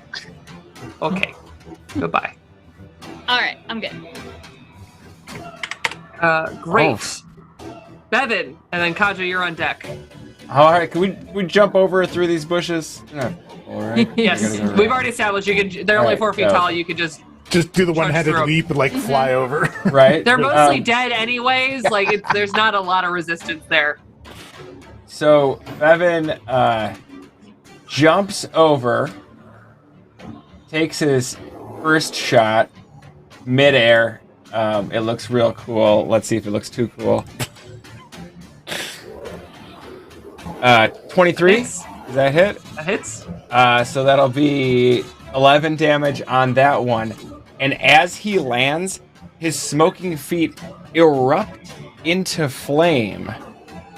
As I'm going to use my bonus action to cast a Chardalon's Stride, adding another 20 feet to my movement for the next minute, and Broken. continue forward, firing off my second shot up into the air, and that'll be a 15. That one misses, unfortunately. That one goes wide, but he realizes he's got to sort of spread out the attention. Everyone's bunching up, so he hooks back this way and does a jump off the wall thing. Okay, As he- parkour. Parkour fires the last shot, and Unfortunately, you are too cool. too cool, but hopefully very. No, you know what? Maybe it's not. Hold on, can I re-roll that with the coin? You absolutely can. I need this. 22. Hell Yes, that one does hit. Awesome. That one is not do a 15 damage to the skull. Like the crossbow bolts, the actual arrows themselves do kind of glance off, but the lightning does seem to rattle around inside and do quite a bit of damage. So, just as an aside, too, Hell, I do believe you acquired some floaty boots last week. I do. I have not forgotten about my floaty Okay, boots.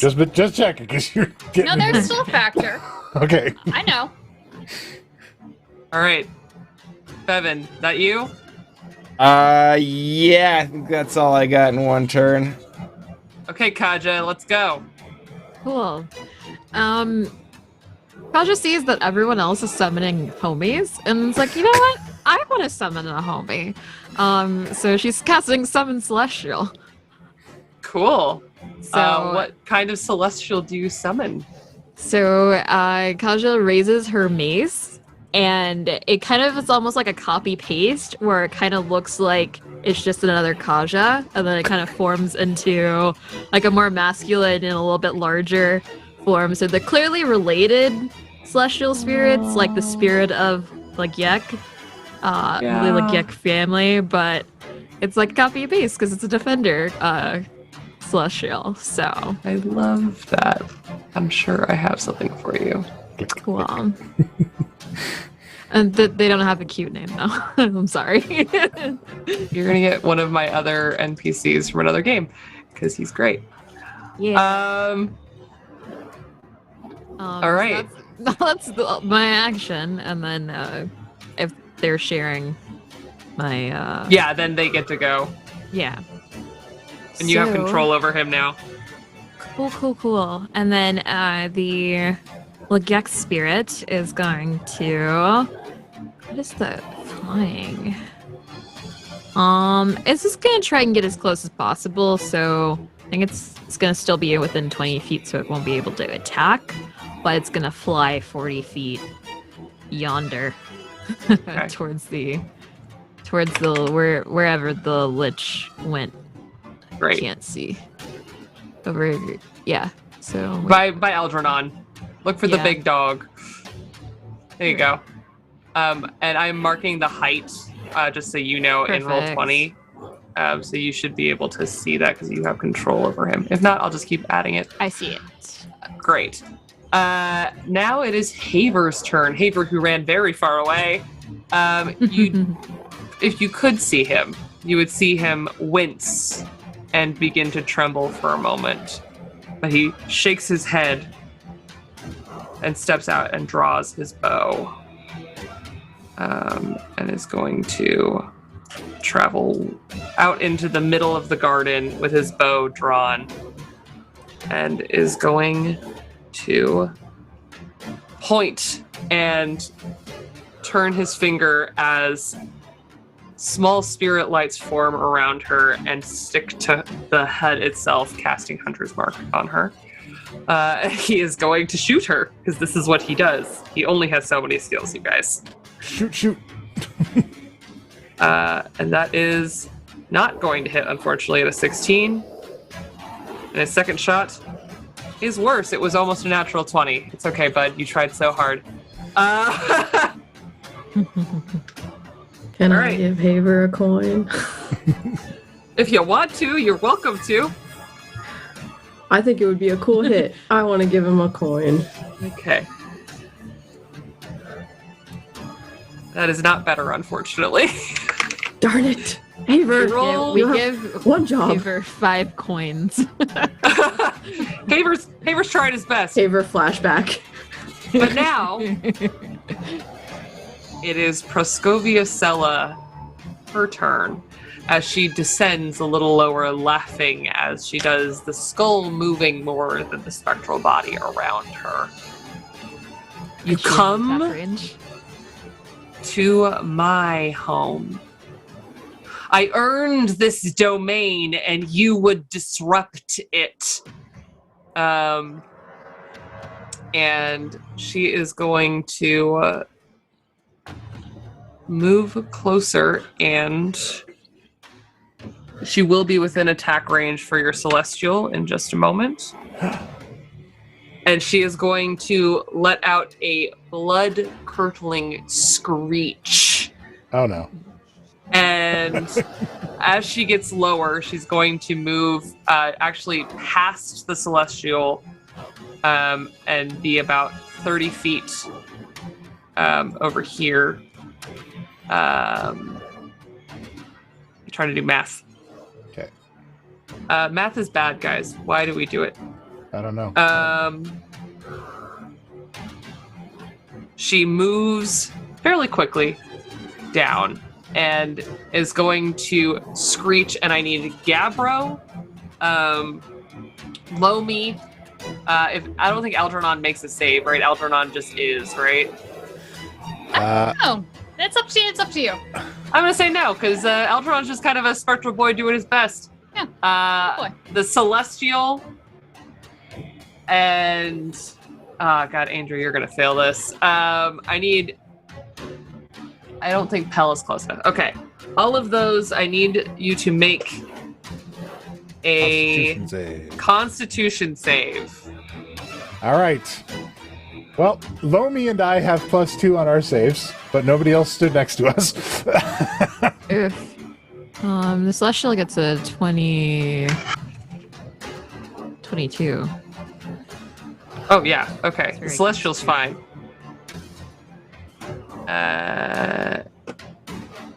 I would like to re-roll Lomi's 10. Yes.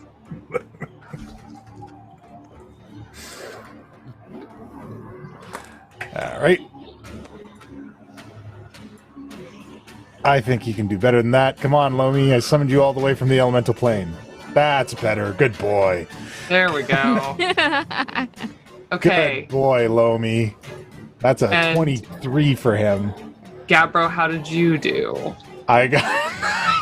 Hey, bud, roll better. I would like to re-roll mine. What a nerd. This is why he saved all his tokens. It's all for this. Now we're talking. That's a 22. There we go. Okay. Everyone who had to roll that could hear the shrill screech that was within 30 feet saved, except for Andri.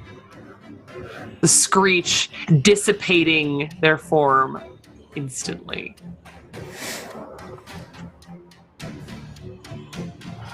You continue to play with that does not belong to you.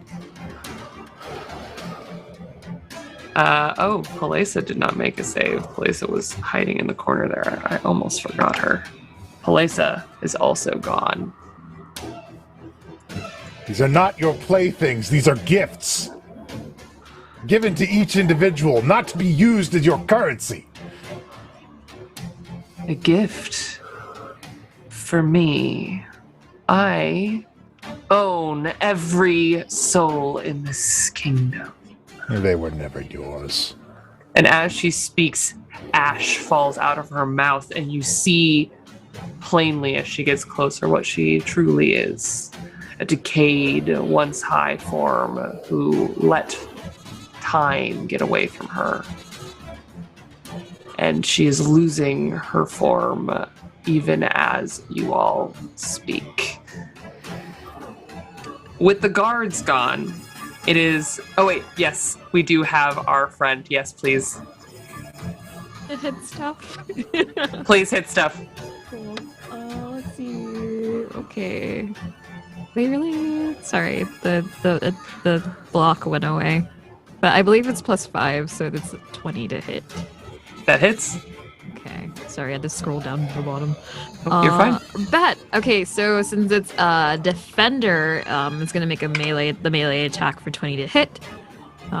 Doing some radiant damage.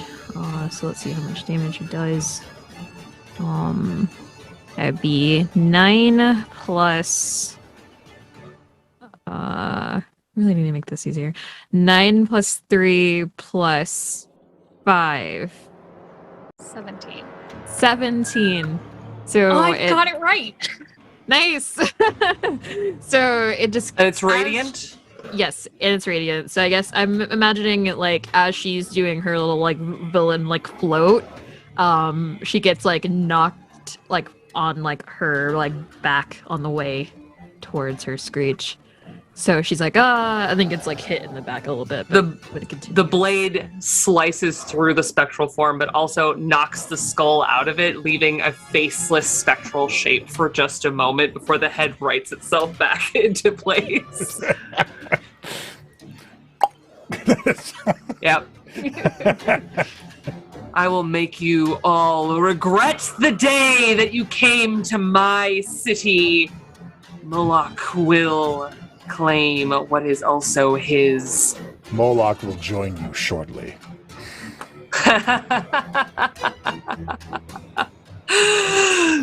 Oh, good luck. And with that, it is Cypher's turn. What about Lomi? Oh, it is Lomi's turn. That's right. Lomi's at the very bottom. I forgot. Okay. So many. Lomi. All right. So, on Lomi's turn, I turn to Lomi. Lomi, return this monument to opulence to the earth. And Lomi, knowing exactly what I mean, steps forward to the tower, and I would... Dungeon Mythology Master, may I exchange 5 coins for Lomi to just go ham on this tower? Yes. Yes, please, yes. Gabbro, what in your memory makes you think of pulling down this tower? I think back to when I first heard the voice. I was alone. I had been wandering for so long. I had lost track of it. I didn't know where I was, or how I got there, or where I was going. But then I heard it speak to me. The voice told me that all comes from the earth, and eventually all returns to the earth. They are gifts. They are borrowed, and they are returned. Some things overstay their welcomes and must be returned aggressively. And in those times, the earth gifted me Lomi. For when something must be returned to the earth in a truly aggressive manner. Expeditiously, Lomi grabs what is a trim that you would assume separates floors in the construction of this great tower, and with one large stone hand pulls the whole trim out, and all of you hear a great rumbling sound as the floor inside buckles without its supports, and the tower begins to shake and collapse next to you. The great tower behind that Sella was up in shifts just precariously for a moment, not falling yet. But even a strong breeze might push it over. All you have will be returned to the earth. Incredible. Cypher. That's Lomi's turn. The tower shaking, the lich coming down, coming back to my senses. I combine the 2 skill sets that I've learned over the years, and by using my bonus action dash first, I run out beside Gabbro, and then using my spellcasting abilities, I'm going to throw a radiant flash directly at it. And it was a natural 20. 28. Snap. It's a con save on her part, if what I'm seeing is correct. That is correct, yes. That is a 5. Perfect. Cypher, What does your radiant flash look like as it rends Proscovia Sella, decaying demi-lich, from this world?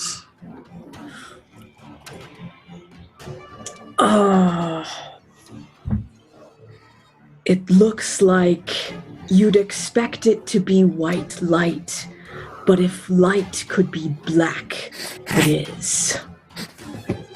Dark Saber. It's goth light. There's a similarity in the way that you've seen Kaja pull darkness into light. You've seen shadow pulled by Bevin and by Pell. And there is a almost dusty quality to the air granted to you by your experience with the not always perfect, but absolutely perfect Gabbro, as this beam of darkness sails through the air, and just as it impacts, you see a flash of bright light, white and pure. And where there was the silhouette inside of it, of a skull with two radiant gems inside, the light fades and is just smoke.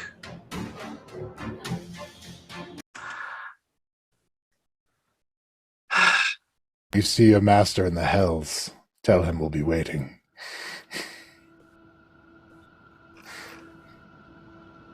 We're going to fade to black on that moment as Proscovia Sella fades from memory. With your summoned companions and the tower already falling, you all easily dispatch the remaining zombies. Next to you, the Magistrate's tower, as you walk away from this courtyard where you put to rest the Devourer of Souls at the top of this tower.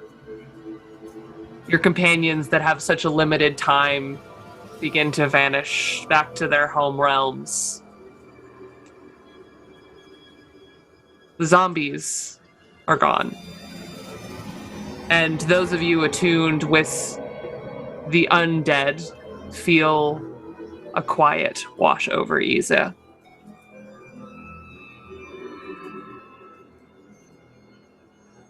Before you all depart, is there anything you would like to do to put Isa to bed? I rush over to Haver, because I know he was so connected to everything, and yeah, he was who I was talking to before the fight. So yeah, as soon as it's safe, check on Haver. As you run to Haver, standing in the middle of the garden, the flash of light still dissipating in the air, he falls to his knees, drops his bow. I fall with him and try to support him as much as I can, though if he's going over, I'm going over with him at this point.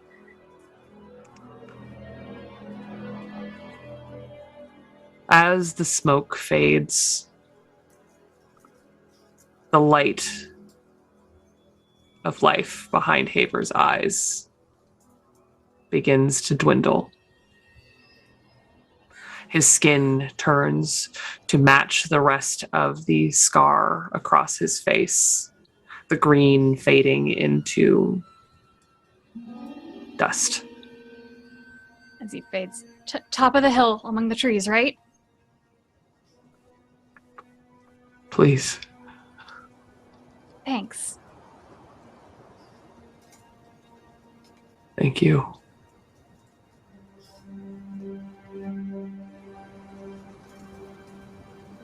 He goes still in your arms, but there is a smile on his face.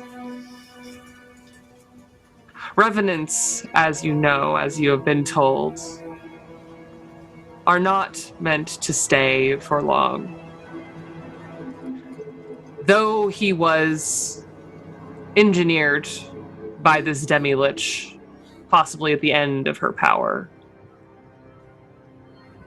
there were other forces at play here in the Hollow, drawing him more to the side of saving it than destroying. And his true duty as a revenant was to save the city of Isa. Yeah, and I know I cannot lift him because I'm definitely not strong enough, but I'll No. just stay with him until somebody like Gabbro. Gabriel will come over and help lift him, and as Gabriel picks him up, he says, "Rest, friend. Your vengeance is complete."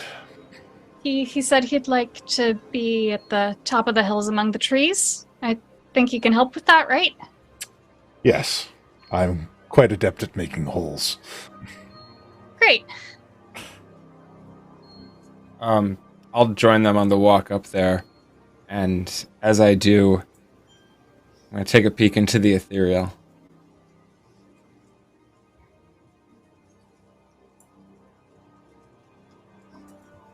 The ghosts of Isa are nowhere to be seen.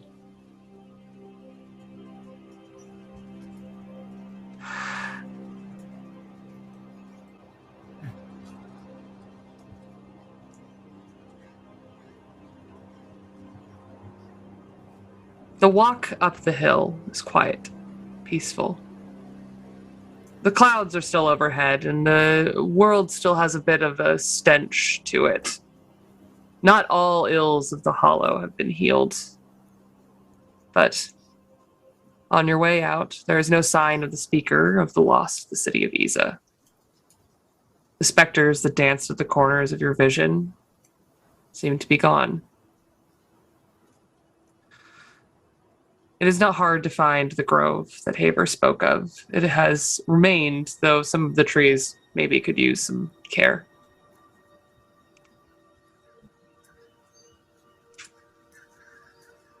As you all descend the hill away from the city of Isa, unless anyone has any other business. Yes. Jade. Okay. And no, my thing was more about like the entire city. So if Bevins is more specific, then he can go first. Yeah, a little specific. In this kind of, this was the last building standing, basically, right? The Magistrate's house In here. that area, yes. Whatever part of it's not destroyed or something, he'll take just a quick look, just in case something looks like an office or a library or somewhere where recent records would be kept. Anything about other council members. I will summarize for the brevity's sake, but you look around and the place that you were directed to, you find a large building that has the remains of what did say Halls of Knowledge. And the building itself is gone. It was a separate building than Proscovia's manor. And from what you could tell, the building was burned down. No answers to be found today. That's all right. Kaja. I would like, while this is happening, and they're laying our friend to rest, I would like to try and use scrying again to check on my little friend. See if Okay. they're nearby. Can't let that rest. He's got to check. Where is Yeah. his stat I block? believe it's 19 to beat, and with the same like modifiers as before. What kind of save is it? Wisdom? Yes. Let me just pull it up real quick to make sure. Cats are returning to the city, even as we Listen. Nature is So, healing. my furry friends, the city is yours. Nature is healing. It is yeah, it's wisdom. Yeah, wisdom. That is only a 17. Cool. What are they doing? I'm sorry. Sprinting through trees. You see them zipping by as you focus in on this creature. You see it running on all fours, these sinewy wings flapping behind it as it sprints through a dark night near you, but not close enough that it would reach currently but you have something of a bead on the direction. Interesting. Now, can I bargain with you, Dungeon Okay. Bartholomew Minister? So I don't want to I can't attack it or kill it or anything, but I would like to call upon some divine intervention, if you will, to mark it like kind of like a permanent little marker. Yes. So I know the vague area of where it is. Let's until I see can slay it. if we can balance the scales a bit more, shall we? All right, so oh boy, because this is the 1 in 10 chance. Yep. If I've seen her do this ritual, scrying, before, is it possible that I could aid her also having a similar... There is no aid to this check, unfortunately. This is Kaja calling upon the divine. You do have like 9 tokens. That's- Too. I will allow you to. Say, I will allow you to use your token to reroll. Okay, I will. I'm gonna use a flashback because I don't even want to remotely. Oh, I love this. Okay. Okay, I'll allow it. So, Kaja, when her parents died, she was like a teenager, and she recalls back to one of like the first lessons, if you will, at like the local temple that she learned most of her things about Kelemvor and also the basic healings. And it is a saying that she's also said before, and it kind of sprung within her. It's also tattooed onto on her hip as well.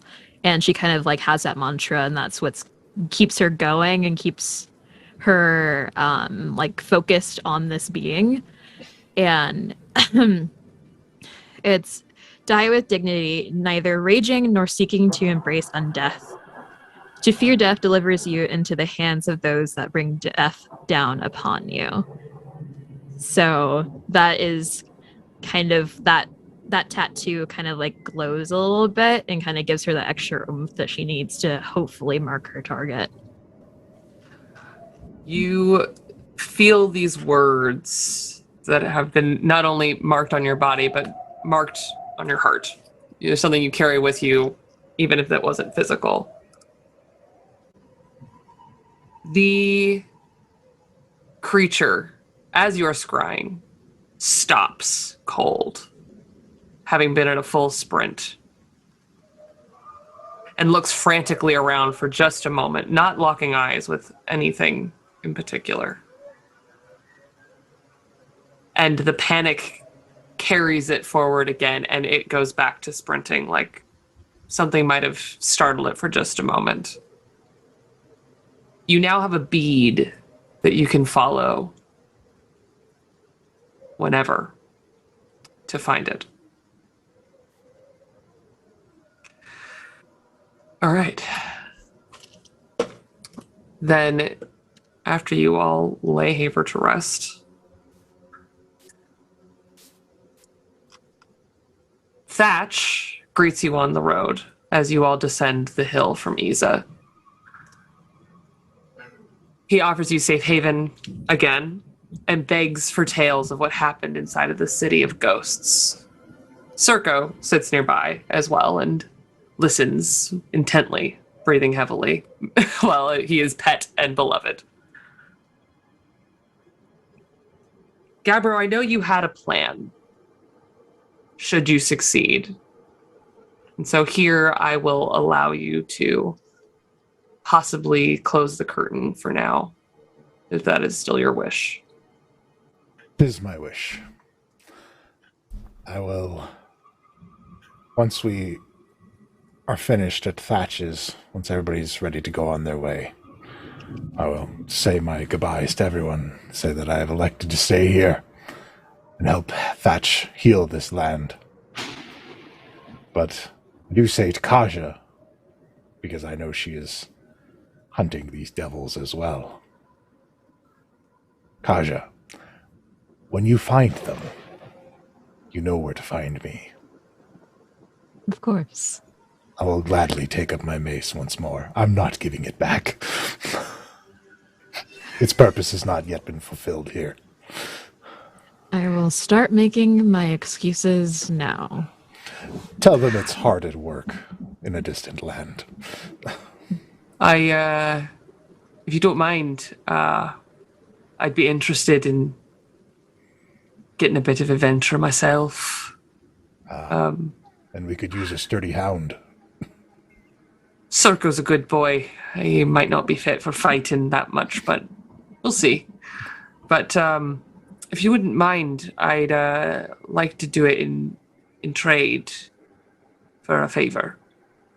Of course.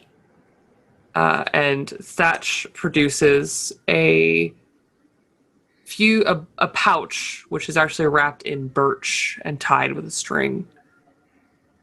And inside you hear some rattling and things like that.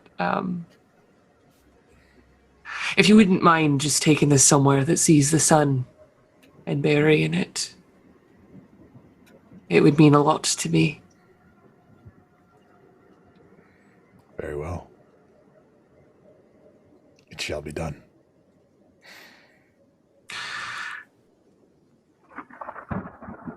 Gabbro, how do you picture spending your time? Well, the first thing Gabbro does after departing for everyone is he returns to the resting place of Haver. He gets the biggest stone he can find and places it. And then he spends a few hours carving into it. Here lies Haver, hero of Priscovia. He found the help he needed, and now his watch is at an end. Then he will depart to find a place in the sunlight to set his stones before returning to Thatch. Absolutely beautiful. With only some minor complications, the rest of you find your way past the damp moors, probably giving Gorodzaria a pretty wide berth, and finding your way back to the border. Kaja, Bevan, Pell, and Cypher, do you have any other business before you leave the Hollow? As we travel, I at some point attempt to stealthily tuck the winged boots into Kaja's gear, because I suspect she's going to be fighting more monsters than I will in the future. And put back on my slouchy little boots, because I'm preparing to head home. Yeah. Roll a sleight of hand check for me. Oh, of course. Absolutely. It's decent, but it might be cool for fail, too. No, it's decent. That's pretty good. Yeah, you definitely beat her passive perception. It's not hard to... and she's pretty perceptive. I just catch her while she's away, maybe filling up her canteen or something, and she doesn't even see it. I'm just... Great. Yeah, and I'm just getting ready to be done with adventuring, because Hell's pretty just normal. From the higher vantage point of the hills, and also just with the bits of memory that I've got back, what I've got from the mirror, can Bevan kind of make out a familiar mountaintop, or at least a familiar direction from here? With your keen eye on nature, and you have time to look for it, I would imagine you spend the next 2 days just kind of looking towards the mountains. And eventually you see a cleft in the ridges at a distance through clouds. But it seems familiar. You can't quite piece together why, but it is a direction.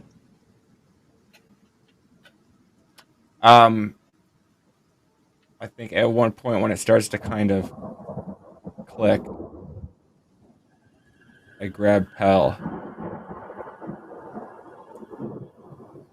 I think that might be it. Because you know what? I got plenty of coins. I do remember a little more. Do it. A little more solidly than that. That valley there. Not quite valley. That little spot between the hills. That would stop. That would shield something, and he remembers returning there from the time he visited the city, seeing it in the distance, and asking Mom how long it was going to take to get home. And And she it gives you said, an idea of just follow your feet. I'll always be right behind them.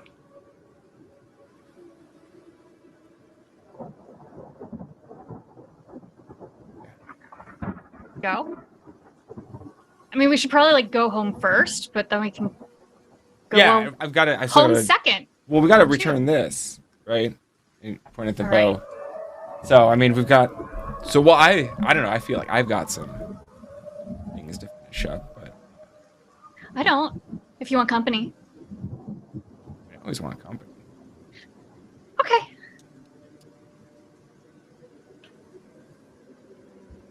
Are you two branching off, or is everyone going up into the mountains? Oh I no, think for now we're we do- continuing on Yeah, I think Okay. we're probably both heading to with the Lorch group. because Yeah, also a whole yeah, gonna bunch go of home. money Yeah. is about Yep. to come to Lorch. There's a so we lot should Yeah. of probably- money. Do Like- you guys Yeah. need us at the palace? Like, you guys got it. You just tell them we're fine, and right? I mean, if that's what you wish, then It's just a lot of walking to get It's- down there. it Just is, curtsy yeah, and we've- walk back. We've got other stops that we've got to make. Too. So just like, would be nice to get some rest if that's all right. no, that's totally fine. I mean, you guys are also welcome to stop through Lorch Yeah. too. Like my moms mean- will be thrilled that we're all alive, There's and no they'll feed hurry. you. We can have somebody send a message and let them know that we're back and out. Oh God, what year do you think it is? It's a good Oh. question. That is a good question. Or was that even? No, I don't think that's. That was just. Well, I will stop to get some of these lovely, lovely pastries, and I have a feeling that I'll be back to the Hollow. So, naturally, I'll be back in Lorch. Like Don't cause too much trouble. we might be walking back to the Hollow at some point too. And I kind of side eye Bevan. So yeah, we might be doing this all over again. Wouldn't be the worst thing. Always good to travel with somebody who can just tell zombies what to do. Right? Speaking of I which, mean, told them to just die, but oh yeah, Stare you at just Cypher. exploded them. It was you. You were the one telling them what to do. skull staff. You did Yes, say ma'am. one day you would tell me whose skull it was. And you did pinky promise that you wouldn't lie. Yes, I suppose I could tell you that now. We're still in the Hollow. I'll start by saying that Hava's body was the first body I didn't actually want to go through, even though he had something I wanted so very dearly. I left that crest with him. And I don't know why. And then Cypher will pull out the staff again and look into the eye sockets, glare a bit, and never really had the full memory, but hey, I've got tokens left. And I think now he remembers. I was hurt deeply by some royalty in Hole. The Queen. She did this. She was connected to all of this. My family were Bolsenians. They died in all of this. I got angry. I lived in the Kingdom of Hole, in the palace.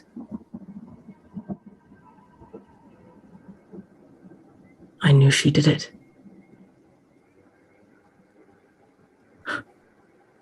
I became very close with the prince. I remember. I became darker when I found out everything that had happened. I stole into the tomb of the queen when she died.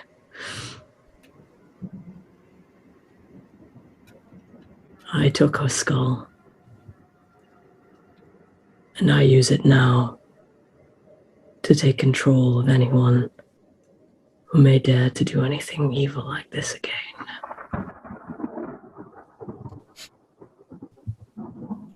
We're going to take that as a moment to, you guys ingest that on the last of your journeys, and we're going to just do a little time skip to get us That's so fucking where we're Epic going. prank, bro.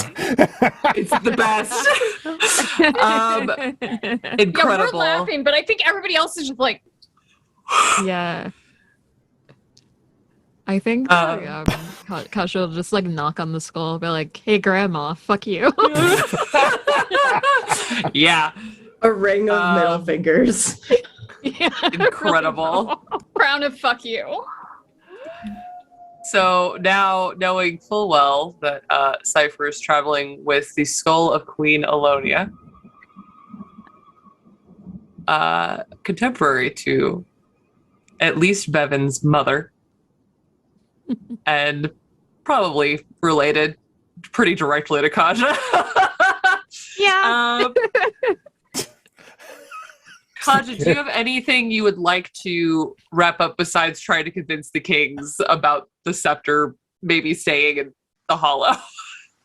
Kaja gives the like main kind of attendant to her parents' estate a very thick list of instructions, and as instructions, blueprints, that's what I was looking for, and tons and tons of notes. And the cover page is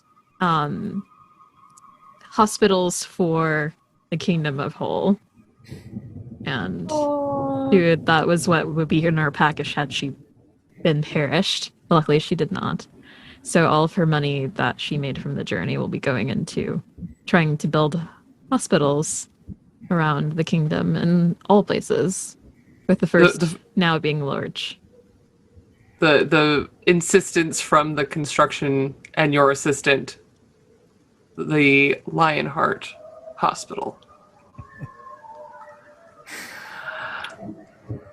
The kings take it well, though insist that should it come back this way, they would actually like access to the scepter again.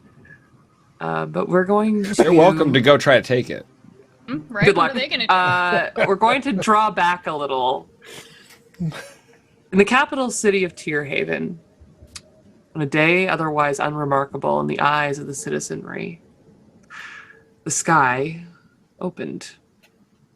In the 200 years since the raging battles in the fields of the protectorate of Bolsenia against the rising hells and maybe some other people, it has never really been sunny in the Kingdom of Hole.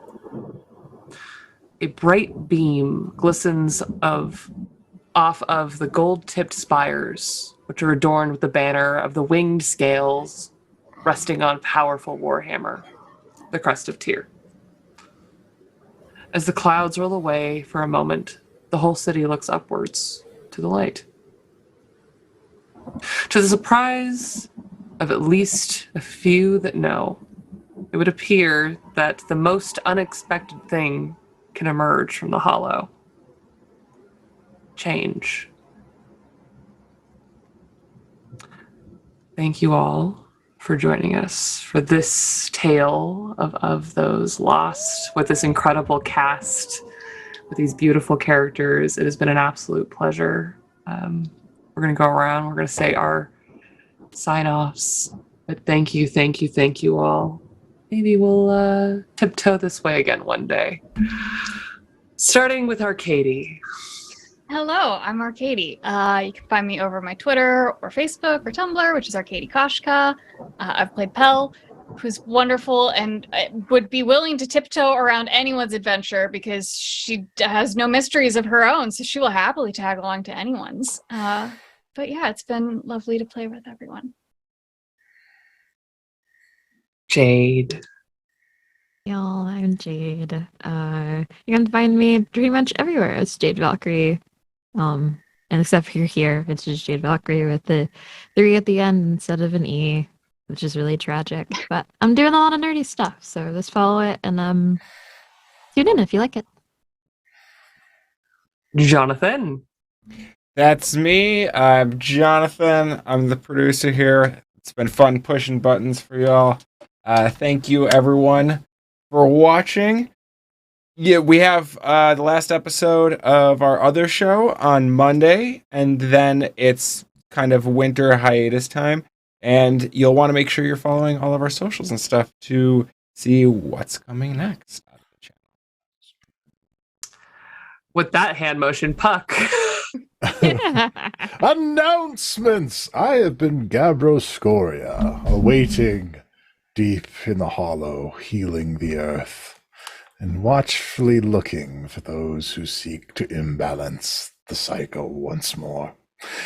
And, just as John said, next series finale, Monday, then you want to keep your ear to the ground. You're going to want to follow Mercs of Mischief on Twitter. You're going to want to watch, like, comment, and subscribe, and ring the bell on our YouTube channel and our community pages so that you can see the things that I'm going to post so you can keep up on what we're doing.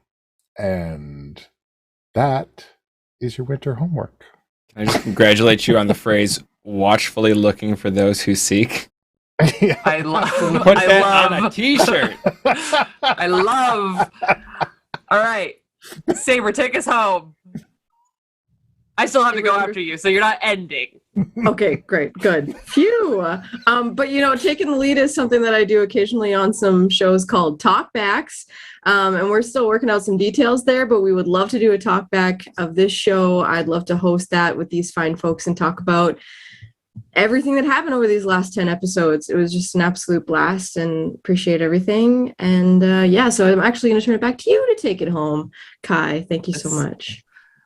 Well, first of all, thank you to this lovely table and to Mercs. This has just been the best experience. I hope you all enjoyed the journey as much as I did. I've been Kai, your Dungeon Bartholomew Master, and you can find me on all social media platforms as Estelle of Imladris. And you can find me soon in some unannounced things, so just stay tuned. And then, of course, check out Lore Brewery on all social media platforms for my upcoming podcast that I've been producing for a year with some friends. But in the meantime, please like, comment, subscribe, and make sure to pay attention to what's going on with Mercs because they always have really good stuff going on. And I will hopefully see you all very, very soon. I'm going to turn it back over to the high masters of this channel and bid you all a good evening. I mean, that's it. Good That's night, it. everybody. That's a wrap. Good night. Thank you, Good Kai. night. It's D&D, it's D&D, it's D&D, it's D&D. We all agreed to play some D&D. That means role-playing, fighting and slaying, solving puzzles, maybe it's just me. But you guys won't. No, we won't. You guys just don't. No, we don't. Follow a single plotline through and through. I'm not complaining, but instead of gaming, you find the weirdest other things to do. There was adventure, but you guys wouldn't venture. Instead you said